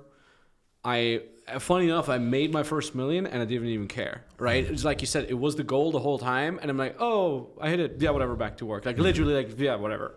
And then I was on 4 world tours, and at some point I got so fucking burnt out. My mom's a psychotherapist, and I talked to her about it, and I'm like, I feel like this and that. I don't know what's wrong. She's like, oh, these are all symptoms of like severe burnout. What the fuck have you been doing? And it's not necessarily the hard work, because I work arguably even harder right now. It was the fact that I never gave myself a chance to just enjoy the view, so to speak.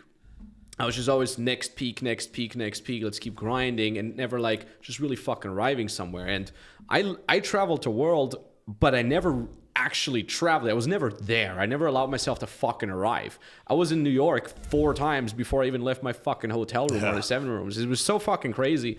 And but then in retrospection, I'm always like, I'm glad I did it more into that extreme than the other extreme, where I'm always just like be in the fucking moment and live in a cave. You know what I mean? So I'd rather be more in that extreme of just grind, and then make the painful lesson through burnout of saying, oh, let me actually also enjoy the moment, than the other way around. And the person that actually, weirdly enough, helped me the most is my girlfriend. I've been together with her for 8 years now, and she's the polar opposite of me personality-wise. I'm just like, grind. What's the next thing? Go. I get up and I get straight to work. I feel so weird if I can't get straight to work in the morning. I feel like I'm wasting the whole day. And she's complete opposite. She's just like, I'll relax, go with the flow. Let's have some coffee first. 2 or 3 hours pass and she hasn't done anything. And because she's that counter pole to what I'm doing, it's almost like I'm learning that lesson every single fucking day that I'm with her. I'm like, oh, okay, it's not all about grind. How is that with your wife? Is she same as you? Is she the counter pole? She's definitely the health pole, if I want to call it that. Like when I'm burnt out, she's the one who looks after me. I wake up every morning, she gives me supplements. Before I go to bed, she gives me supplements. She makes sure I'm on my health's on point. I think my wife was an entrepreneur herself, and I've kind of, since we've had kids, I've had to try and make her stop doing that. But yeah, probably. I think I never really thought about it like that, and maybe that's why you've been with her for 8 years.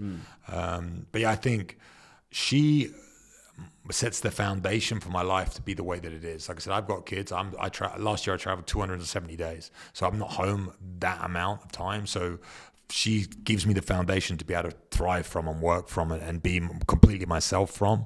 And yeah, she must give me the other side. I think having a calming relationship and someone that loves you for no matter what you're doing and looks after you is an important role to play, right? So it depends, but I wouldn't say that she's a counterbalance to me because, like I said, I'm the one who has to tell her sometimes, like, you just look after the children, look after the family, look after me. Everything else is sorted. But she wants to start a business. She wants to do something. So I think she will wants the kids to get to a certain age, but when they're in this young age, I don't want her to be distracted by that. And I think I'm obviously the leader of the family and leader of the household, and I'm the one that provides, and I'm the one that controls all those things. So maybe that's just a selfishness from my side that I don't want her to have any of that because I believe it's my responsibility. I don't know. Maybe I need to speak to your mother. She might be able to tell me. But Shout out to my mom. I think that's, I agree. What you said, I agree. Like, I'm so happy that I burnt out when I pushed myself and I did. And again, I think when you achieve something, going back to the same thing we said before, like with my fighting career, without my fighting career, I wouldn't have anything else because I wouldn't have been able to achieve that thing.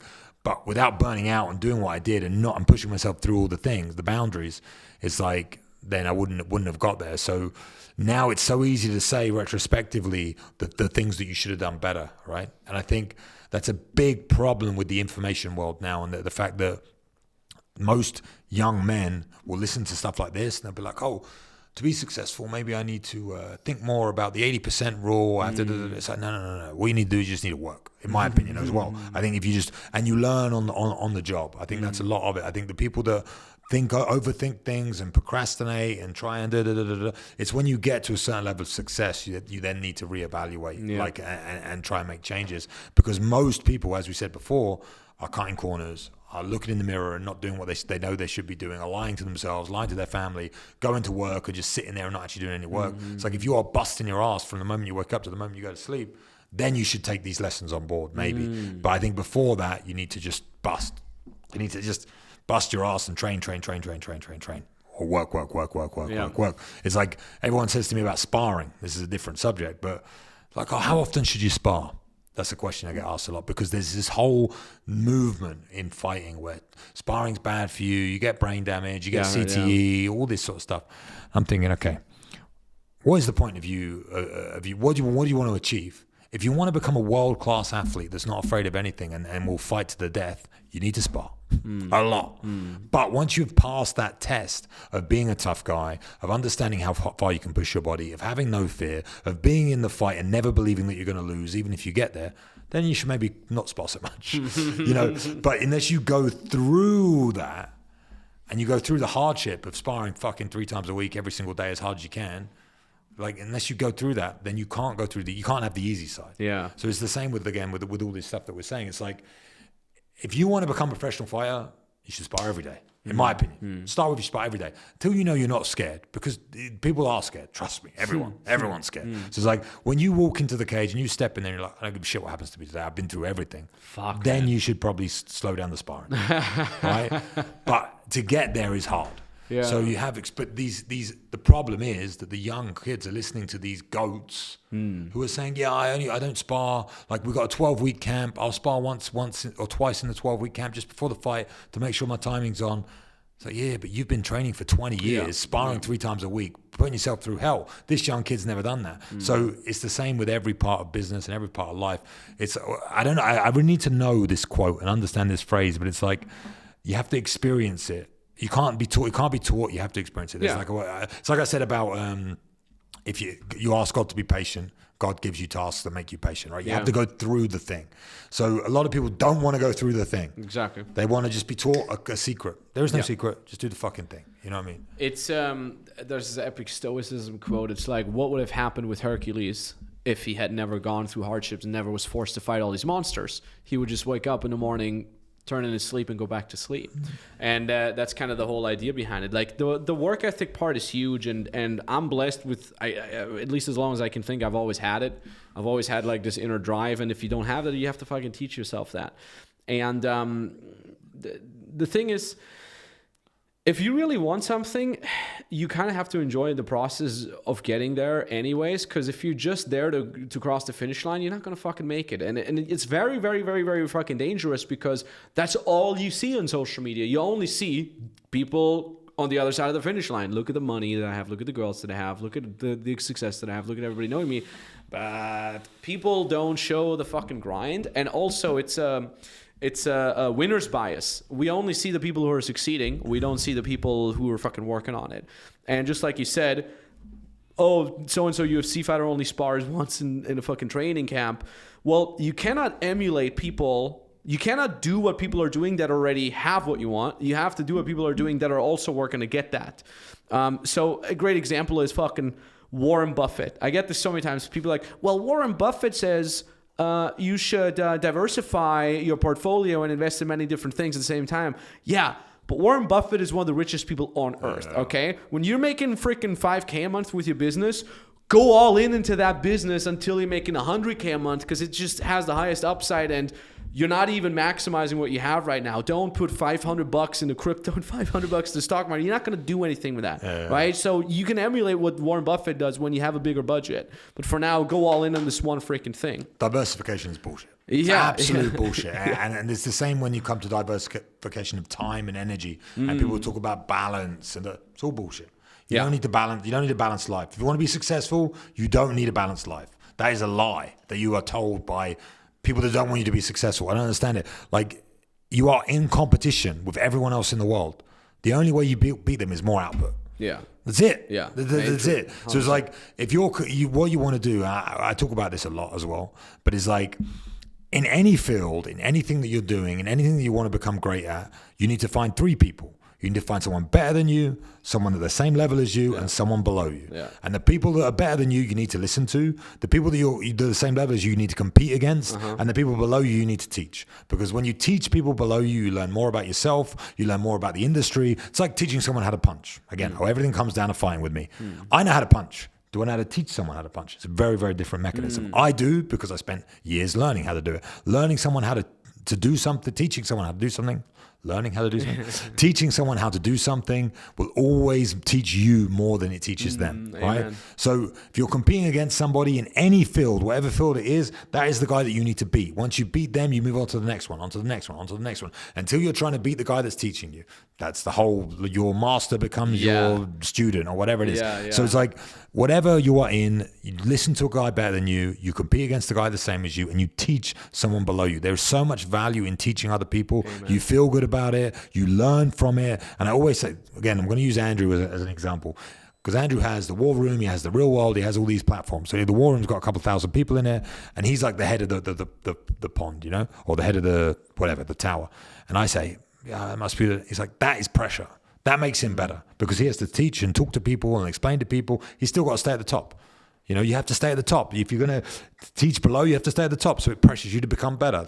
He gets more out of that than we get out of it. It sounds like a weird thing to say. So it's like when I teach someone anything, I get more out of that situation than they do. Even if it's not financial, it could be financial, it could be just a friend, whatever. Every time I teach something, I learn about it. So a lot of people make the mistake that they're so focused on themselves and they just want to be better. I want to be better. I want to be better. It's like everything you learn, you should teach, because when you learn something and you teach it, you learn it more in depth, and also you then maybe get more competition, and then you got to be better.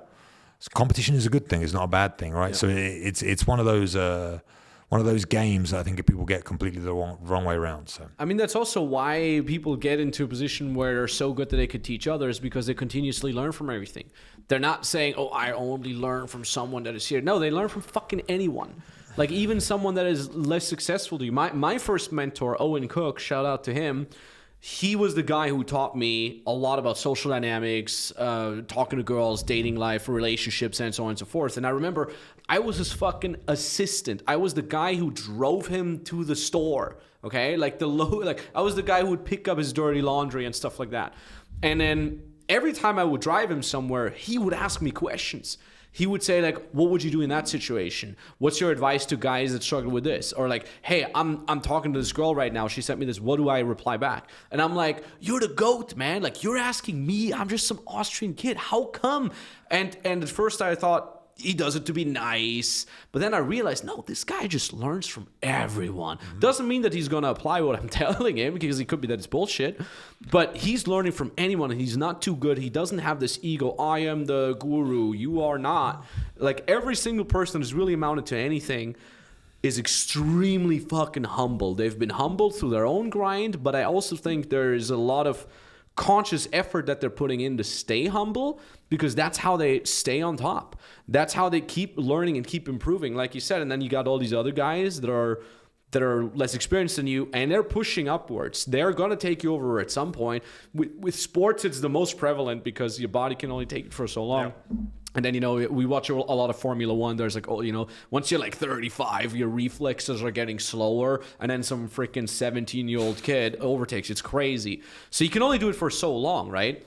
But then these guys, they have the experience that can still carry them on, even though their body is getting less and less strong.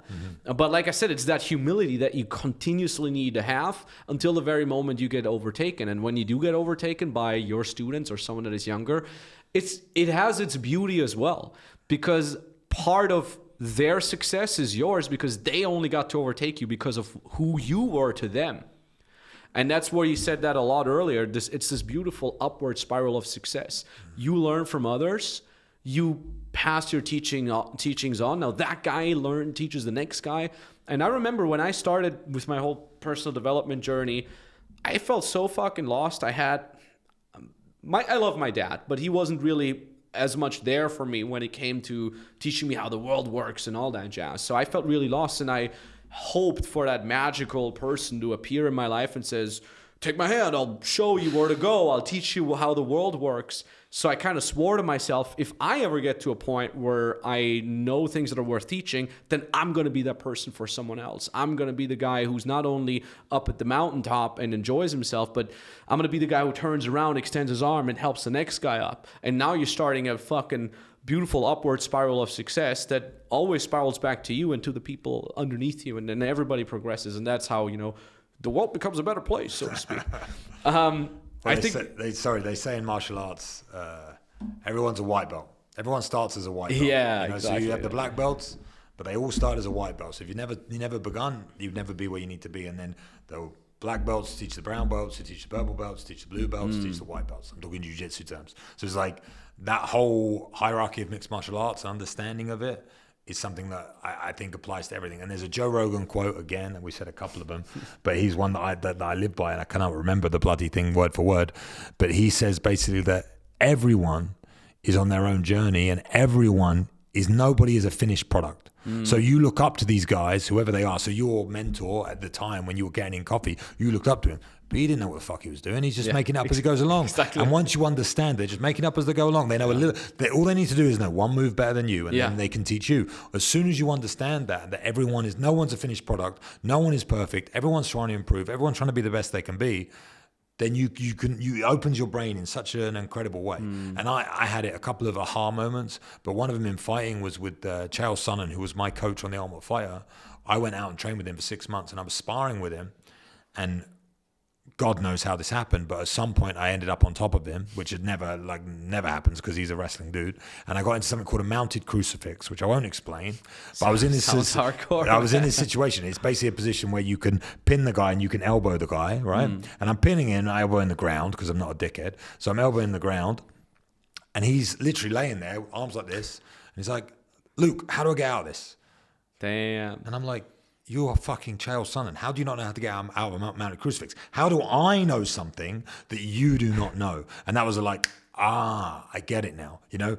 And I felt blessed to be training with Chael and sparring with Chael. But Chael was also blessed to be sparring with me. But I never thought that in my mind, because you're like, no, you look up to these guys or whatever. And it's exactly what you just said. So it's like, once you understand that nobody is a finished product, everyone is constantly learning, everyone is trying to improve, everyone is trying to learn and teach each other, and you become humble, if you want to call it that. I think humility is a double-edged sword. I think ego is a double-edged sword. I think you can be humble to a point, and you should have an ego to a point. I think ego is very, very good for you. Yeah. It pushes you on as long as you're not a dick. And I think being humble is very, very good for you as long as you don't use it as cope. Yeah. You know, so it's like understanding where you're at, and that takes self-awareness, it takes time, and it takes, growth and everything else. And I think it comes to age and experience and blah, blah, blah, blah, blah. But yeah, once you understand that no one's a finished product, everyone's improving, I think it's just, you just elevate from there. My friend Mario Tomic, he once said, actually on the podcast, he said, money, game, fame, girls, they're not games to be won. They're games you're committing to forever. Mm-hmm. And if once you really make that mindset change of like, it's not like, oh, I work hard and then I can chill, and then no, you commit to these things forever. All right, that's it. You're gonna do it for the rest of your life. Sure, as you're getting older, maybe the percentage where you relax a little bit more becomes more, or whatever. But you're in there for fucking ever. I mean, it's true. Like you can't just get a six pack and stop working out. It'll be gone within a fucking weekend. So you have to commit to that healthy lifestyle forever. Now, when you look at MMA, it's such a young sport. And it progresses extremely fast. It's not like whatever golf that's been around for, or football. You don't see many new moves in football. But with MMA specifically, things like leg kicking, like nobody did that 10, 15 years ago. Now it's becoming more and more prevalent. Where do you see that sport is moving? Where do you see the progression in terms of sports aspects? I think the level of athleticism involved is obviously one of the biggest things. So it's like, now with the money coming into the sport, there still needs to be more money coming into the sport, but at the moment money's coming into the sport.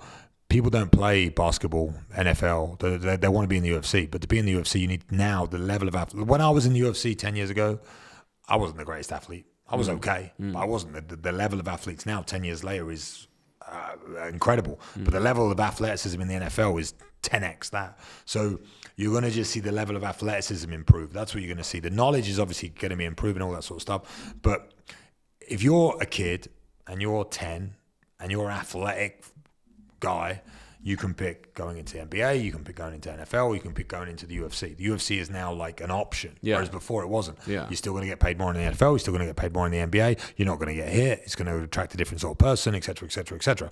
But I think that's the big change that you're going to see. The level of athleticism coming into the sport now is an unbelievable thing, and I have a project of my own going on right now with a few business partners where we are trying to find the most athletic people on the planet, and we are teaching them how to fight. And where the most athletic people on the planet are in Africa, there's no doubt about it. You think about Francis Ngannou. Yeah. So Francis Ngannou's from Cameroon. So we are involved in a company that is sourcing talent from Cameroon and from different parts of Africa, giving them the life skills and giving them the education and giving them the fighting skills to be able to develop into becoming a great fighter, because fighting is not just about being able to punch and kick people, it's also being able to communicate, media skills, all these other things. And we have around 500 to 600 people in this program at the moment. We hope to make that 5,000 to 10,000 people by the end of next year. So we have now just had our first athlete go through this system or this pipeline of what we have, where we bring them from Africa. We actually take them to Dubai because it's a visa issue. It's easier to get them there. They start to train in Dubai, and if they show promise, we take them to great gyms. One of them at the moment is Manchester Top Team, which is in the UK, in Manchester, believe it or not. And we have had 2 kids go through this program now and to fully mature. One of them is called Atiba Gutier, and he just made his debut on Dana White Contenders Series, which is if you win a fight there, you can then fight in the UFC. He won his fight by second fight knockout and got a UFC contract. So we have had one fight come from the streets of Cameroon, training in the streets of Cameroon, to then go to Dubai, to then go to the UK, to now he just fought in Las Vegas, America, won, and now he's a UFC fighter. So we have a proof of concept now. We have another one who's a heavyweight called Maxwell. He now fights with PFL, which is another big organization. So these 2 athletes that are mega star athletic level, like freaks of nature, especially Atiba. He's 22 years old and he's an insane athlete. They have come through this program, which is only going to get better and better and better. And I think what you're going to see in the next 10, 20, 30 years is just the level of athleticism coming from these guys is going to be astounding. And you're just going to, that's going to be the biggest change. Like you will not be able to, when I was in the UFC, you could be tough, you could learn a few skills, you could be intelligent, you could have a little bit of cage craft, and you could do something if you were determined. That's all gone now. Like you have to be an elite level. You know, they have the NFL combine. If you know that, we're gonna have to have a UFC combine. Like how fast you can run, how high you can jump, that all matters. Because it's like when people say money doesn't matter. People say size doesn't matter, power doesn't matter. It does. Yeah. The stronger, the bigger, the faster you are, the better fighter you become. So I think sourcing the best athletes you can is what's going to make the difference in MMA. What are you looking for in terms of genetics, physical abilities? You mentioned being tall, being muscular, being athletic. What are the specific things, and how the hell do you find these? Is it literally like you, like a talent scout, just going to the schools and, hey, you tall guy, come here and let's go check them out? Or how does that work? I mean, if you go to these far parts of Africa, you don't need to talent scout. They're all like that. You know, they call it like call it like the shelf of life. This one specific place in Cameroon. So we have associations across, like I have a boxing association, and we're going to start a mixed martial arts one that have gyms. So we just go to the gyms that we're implanted in quite a lot of them now already, and the coaches will say, this kid, you know, and you see him and you just think, yeah, okay. You know, and obviously there's a lot more steps, and not all of them are going to make it, and not all of them are not going to become injured, and not all of them are going to have the work ethic, and not all, et cetera, et cetera, et cetera. But if you want work ethic, go take a kid off the streets of Africa and show him Dubai. Yeah. You know, it doesn't take long for them to think, how do I get this? Well, you get this by going in here and doing what you do, you know? So they have zero opportunity, a lot of them out there. So as long as you provide education, you provide, you know, skills, not just fighting skills, but life skills, education, media skills, and then the fighting skills on top of it, they become well-rounded individuals. And that's something that my old coach said to me. His name was Nigel. He said, and this is me coming from the streets of the UK, and I'm being a fighter and being 100%. Remember, I said you can't have balance.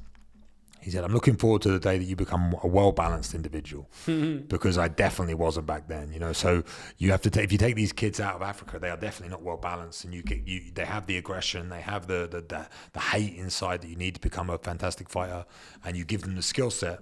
I mean, we will see in 5-10 years where this program brings people. But you look at Francis Ngannou, he went from shoveling sand in a sand mine in wherever it was to now being who he is. And the whole of Africa sees that. They all stand up. They all see it. So the roadmap is already there. If you want to make it and achieve it, you just need hard work and discipline, and you need to turn up to training every single day. These kids are incredibly gifted, and I think you'll see a lot of them join. Again, the UFC is one small bubble. They're the big bubble, and they're the money bubble when it comes to mixed martial arts. That will burst eventually when Dana's not there, which will be maybe 20 years from now, whatever it's going to be. But the level of African talent, I think Africa is the future of mixed martial arts. That's basically what you were saying. Like for me, I think Africa is the untapped market that is it's gonna take over mixed martial arts in the future. How much of that do you think is genetics, just because of the genetic pool down there, and how much of that is through the hardship that these kids experience that makes them so fucking I talented. think that's what it's a perfect mixture. I think that's why it's a place, because it's there's such a lack of opportunity there for a lot of kids. I mean, there is all over the world, right? But the genetic makeup of the people out there. I mean, you could talk about Dagestan, and that's why the UFC and MMA is overrun by Dagestani and Russian fighters, because they have the same. They have genetics and they have hardship. So, and they also have a wrestling background. A lot of them wrestle. And they have the religion as well, which is because when you hear people like Islam Makhachev talk, and they're like, all we do is pray and train. There's no girls, there's no booze, there's no fucking drugs or distractions like a lot of fighters get distracted by. And these guys are just like, wake up, pray, train, pray, eat, pray, train, and go back to sleep. So I think that's also probably a big huge part of it. And that I believe prayer. Is a very, very key ritual to self-belief as well, because it doesn't matter how your religious background, if you're Muslim, if you're Christian, if you're religious at all. I believe talking to the universe or talking to God or talking to the Almighty, you're actually only talking to yourself. So when you when you talk to yourself every single day and you wish and you hope for something, there's a percentage of those people that they ask God for something and they realize the only way I'm going to get it is through my own vessel, So I think that ritual of praying 3 times a day, 5 times a day, twice a day, once a day, whatever it's going to be, the more connected you are to the universe, the more connected you are to yourself, the more you are going to give into the world. So I think religion is a huge part of why the Dagestani Russian culture are so good at fighting and so good at so many things, is because they ask to be good at it every single day. They speak to Allah, and they say, and everything is, the great thing about religion is you give to something that is bigger than you. So the individualism dissipates and disappears, and you're not doing it for yourself. You're doing it for the glory of Allah or the glory of God or whatever you want to call it. And I think that's another very, very important part when it comes to something that takes so much sacrifice, like fighting. It takes so much physical and mental sacrifice. People do not understand it. Until you go through it, you do not understand it. And at that level now, again, you talk about Islam Makhachev, and this level now is insane, the sacrifice that it takes to stay at the top there.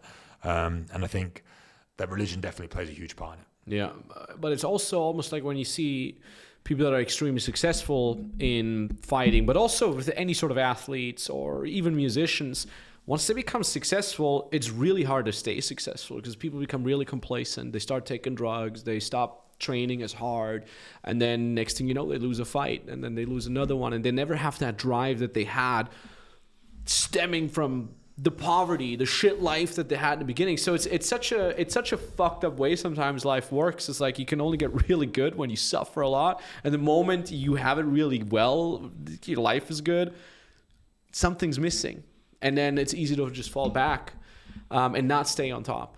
Yeah, I think in fighting especially, but when your career's going the best it can go and you're doing the best that you can do, your life's in the worst situation possible. Yeah, it's the really and again, we talk about John Jones being the greatest of all time. John Jones has not had the happiest life of all time, I would say, from the way that he acts. I don't know. I mean, I do know the guy, but not very well. I've met him a couple of times, and he was on one of the coaches on the Ultimate Fighter for me.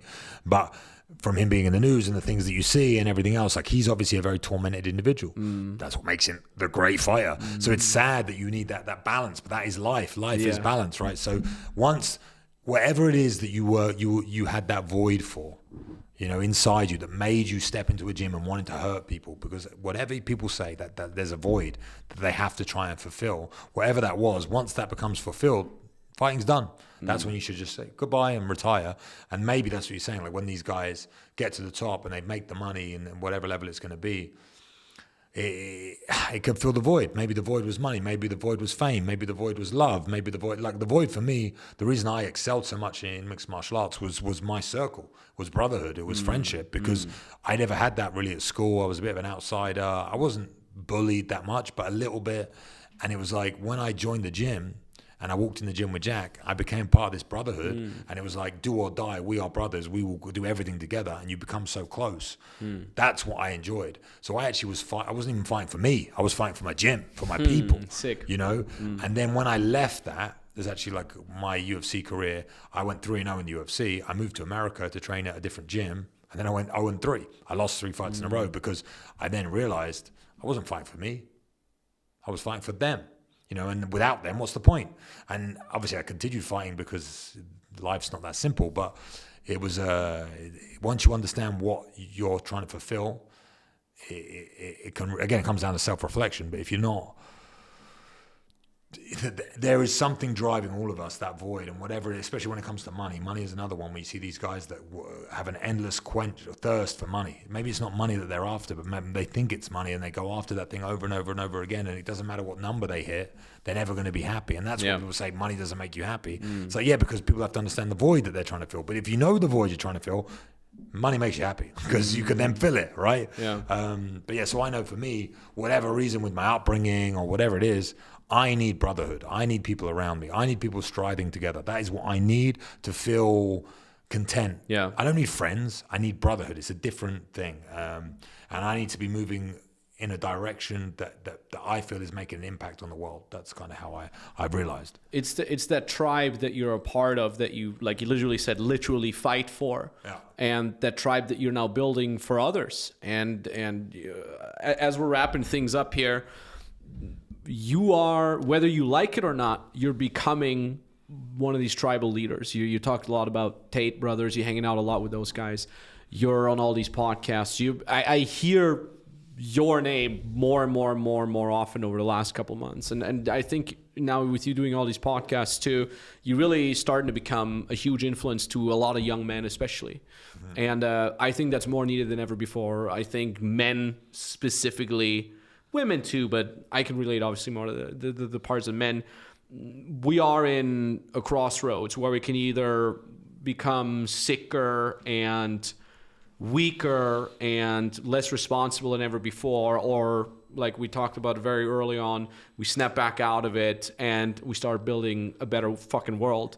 What's your plan in this regard, in regards to building your own tribe, being an inspiration? You're doing a lot of coaching already. What can people expect from you over the next couple of years? I mean, it's a good question. I kind of stumbled upon this space from, like I said, my story, what we spoke about in the podcast. It's not something that I intended to do, and I almost have had a problem in the past with seeing. I can't remember what phrase you used, but I like to use a thought leader, like as a thought leader, as a person who's trying to. I can get upset with influencers and all this social media crap because I'm an old school guy. I was a cage fighter, you know what I mean? I'm not like that kind of guy. But the more I get into it, the more people I meet and everything else, you have to remember. I think they call it your avatar, right? That's in marketing, like the person that you're doing it for, and. The information that I'm listening to sometimes that maybe I think, oh, fuck, this is stupid. That's not for me. I'm not the person that needs to hear it. So as I'm accepting that there are kids 12, 13, 14, 15, 16, 17, all the way up to 25 to 35 that don't know what they're doing with their lives and are lost and need help, and you understand that your audience and who you are helping and what you are doing. And I meet more and more and more young kids that walk around the streets of Marbella and take a photo with me and say, oh, you helped me and da-da-da. I listened to this podcast of you. It's like, oh, okay. When you start to realize you're actually having an impact on people's lives and it's a positive one, and the people that say, oh, what's this dickhead talking about? They're just not your avatar, or not the people that need you.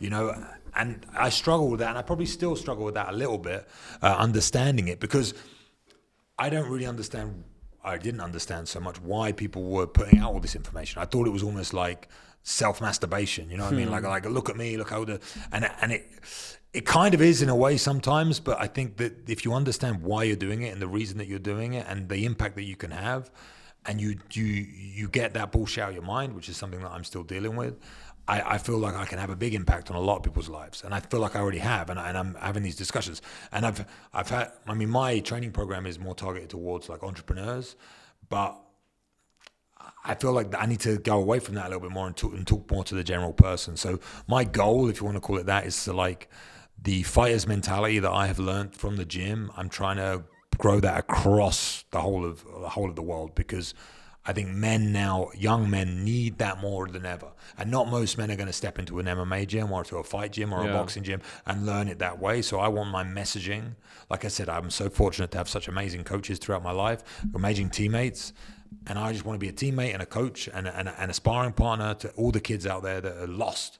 And that's kind of how I look at it. So the more I can instill this information into people that need it, great. You know, so I don't know how I'm going to do it. I don't know what I'm going to do. Obviously, I have the podcast studio here, and I'll be doing a lot of podcasts with anyone that's in town. And I have my own podcast, which I kind of put on hold for a bit, but that will return. But I feel like coming on other people's and talking to other people like yourself, I get my message across more than when I host it. Yeah. Same as when you host yours, you probably can't. You're asking questions, right? Exactly. Yeah. So when I host my podcast, I'm kind of like the B side. So I like going on podcasts and talking a bit, and I think. I feel like maybe not for the 30-year-old guy who's got his life together. Maybe I don't help those people. But when you're a 15-year-old kid and you're listening to me and you see a guy who's got in a cage in front of millions of people and fought another man, and you understand the sacrifices that actually takes, I feel like I have a position of power where I can give you something. Yeah. And I want to give that to as many people as I can. I don't think I had never intended to become an inspirational figure. So a load of people says to me, like, if I start to stand in the shoes of an influencer and actually try and influence, I feel like I have a lot of knowledge to share and a good way to be able to do it. So when I'm ready, which is maybe not quite yet, to really believe in that myself and for that to be my mission, I definitely will do it. I'm kind of part-time at the moment. So when I fully engage in it, I will do it. But I have my own missions at the moment to fulfill. Once mine are fulfilled, I think I'll be big enough in this space to feel comfortable with it. Yeah, and I think that's also the fact that your intention is not to become that person makes it so fucking good. Because now your message is not watered down. You're not like, I want to become famous and that's why I'm doing all this content. You're like, look, like I don't fucking intend to be that influencer, but here's what I fucking learned. And it's exactly the same with politicians. If you don't want to be a world leader or a leader of a nation, it's probably a good idea for you to actually do it because your intentions are more pure. Yeah. Anyways, man, how can people find you if they want to do podcast or be on yours or get in touch with you, learn from you, DM you? What's like your number one social thing? I'd say number one social is definitely Instagram, which is just Luke Barnatt, which is my name, LukeBarnatt.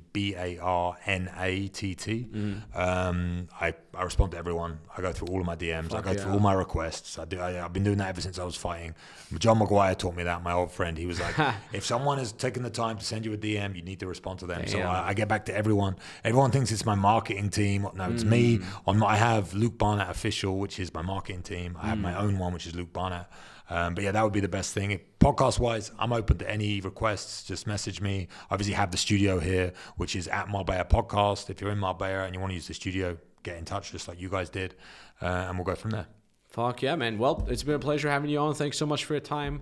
And good luck with everything, man. Keep crushing. Luke Barnatt, absolute legend. I've been so privileged to talk to him, and I've been so privileged that you listen and watch this podcast. Really grateful for that. A lot of folks that are watching the podcast, they are interested in building their own business, starting their own business, making money online, and scaling their existing business. And like I said, we've been doing this since 2019. If you want my help, which I recommend because it saves you a lot of time, then literally just book a call with me and my team. There's a link down in the description below. It brings you to an application form. It takes you 30 seconds to fill it out.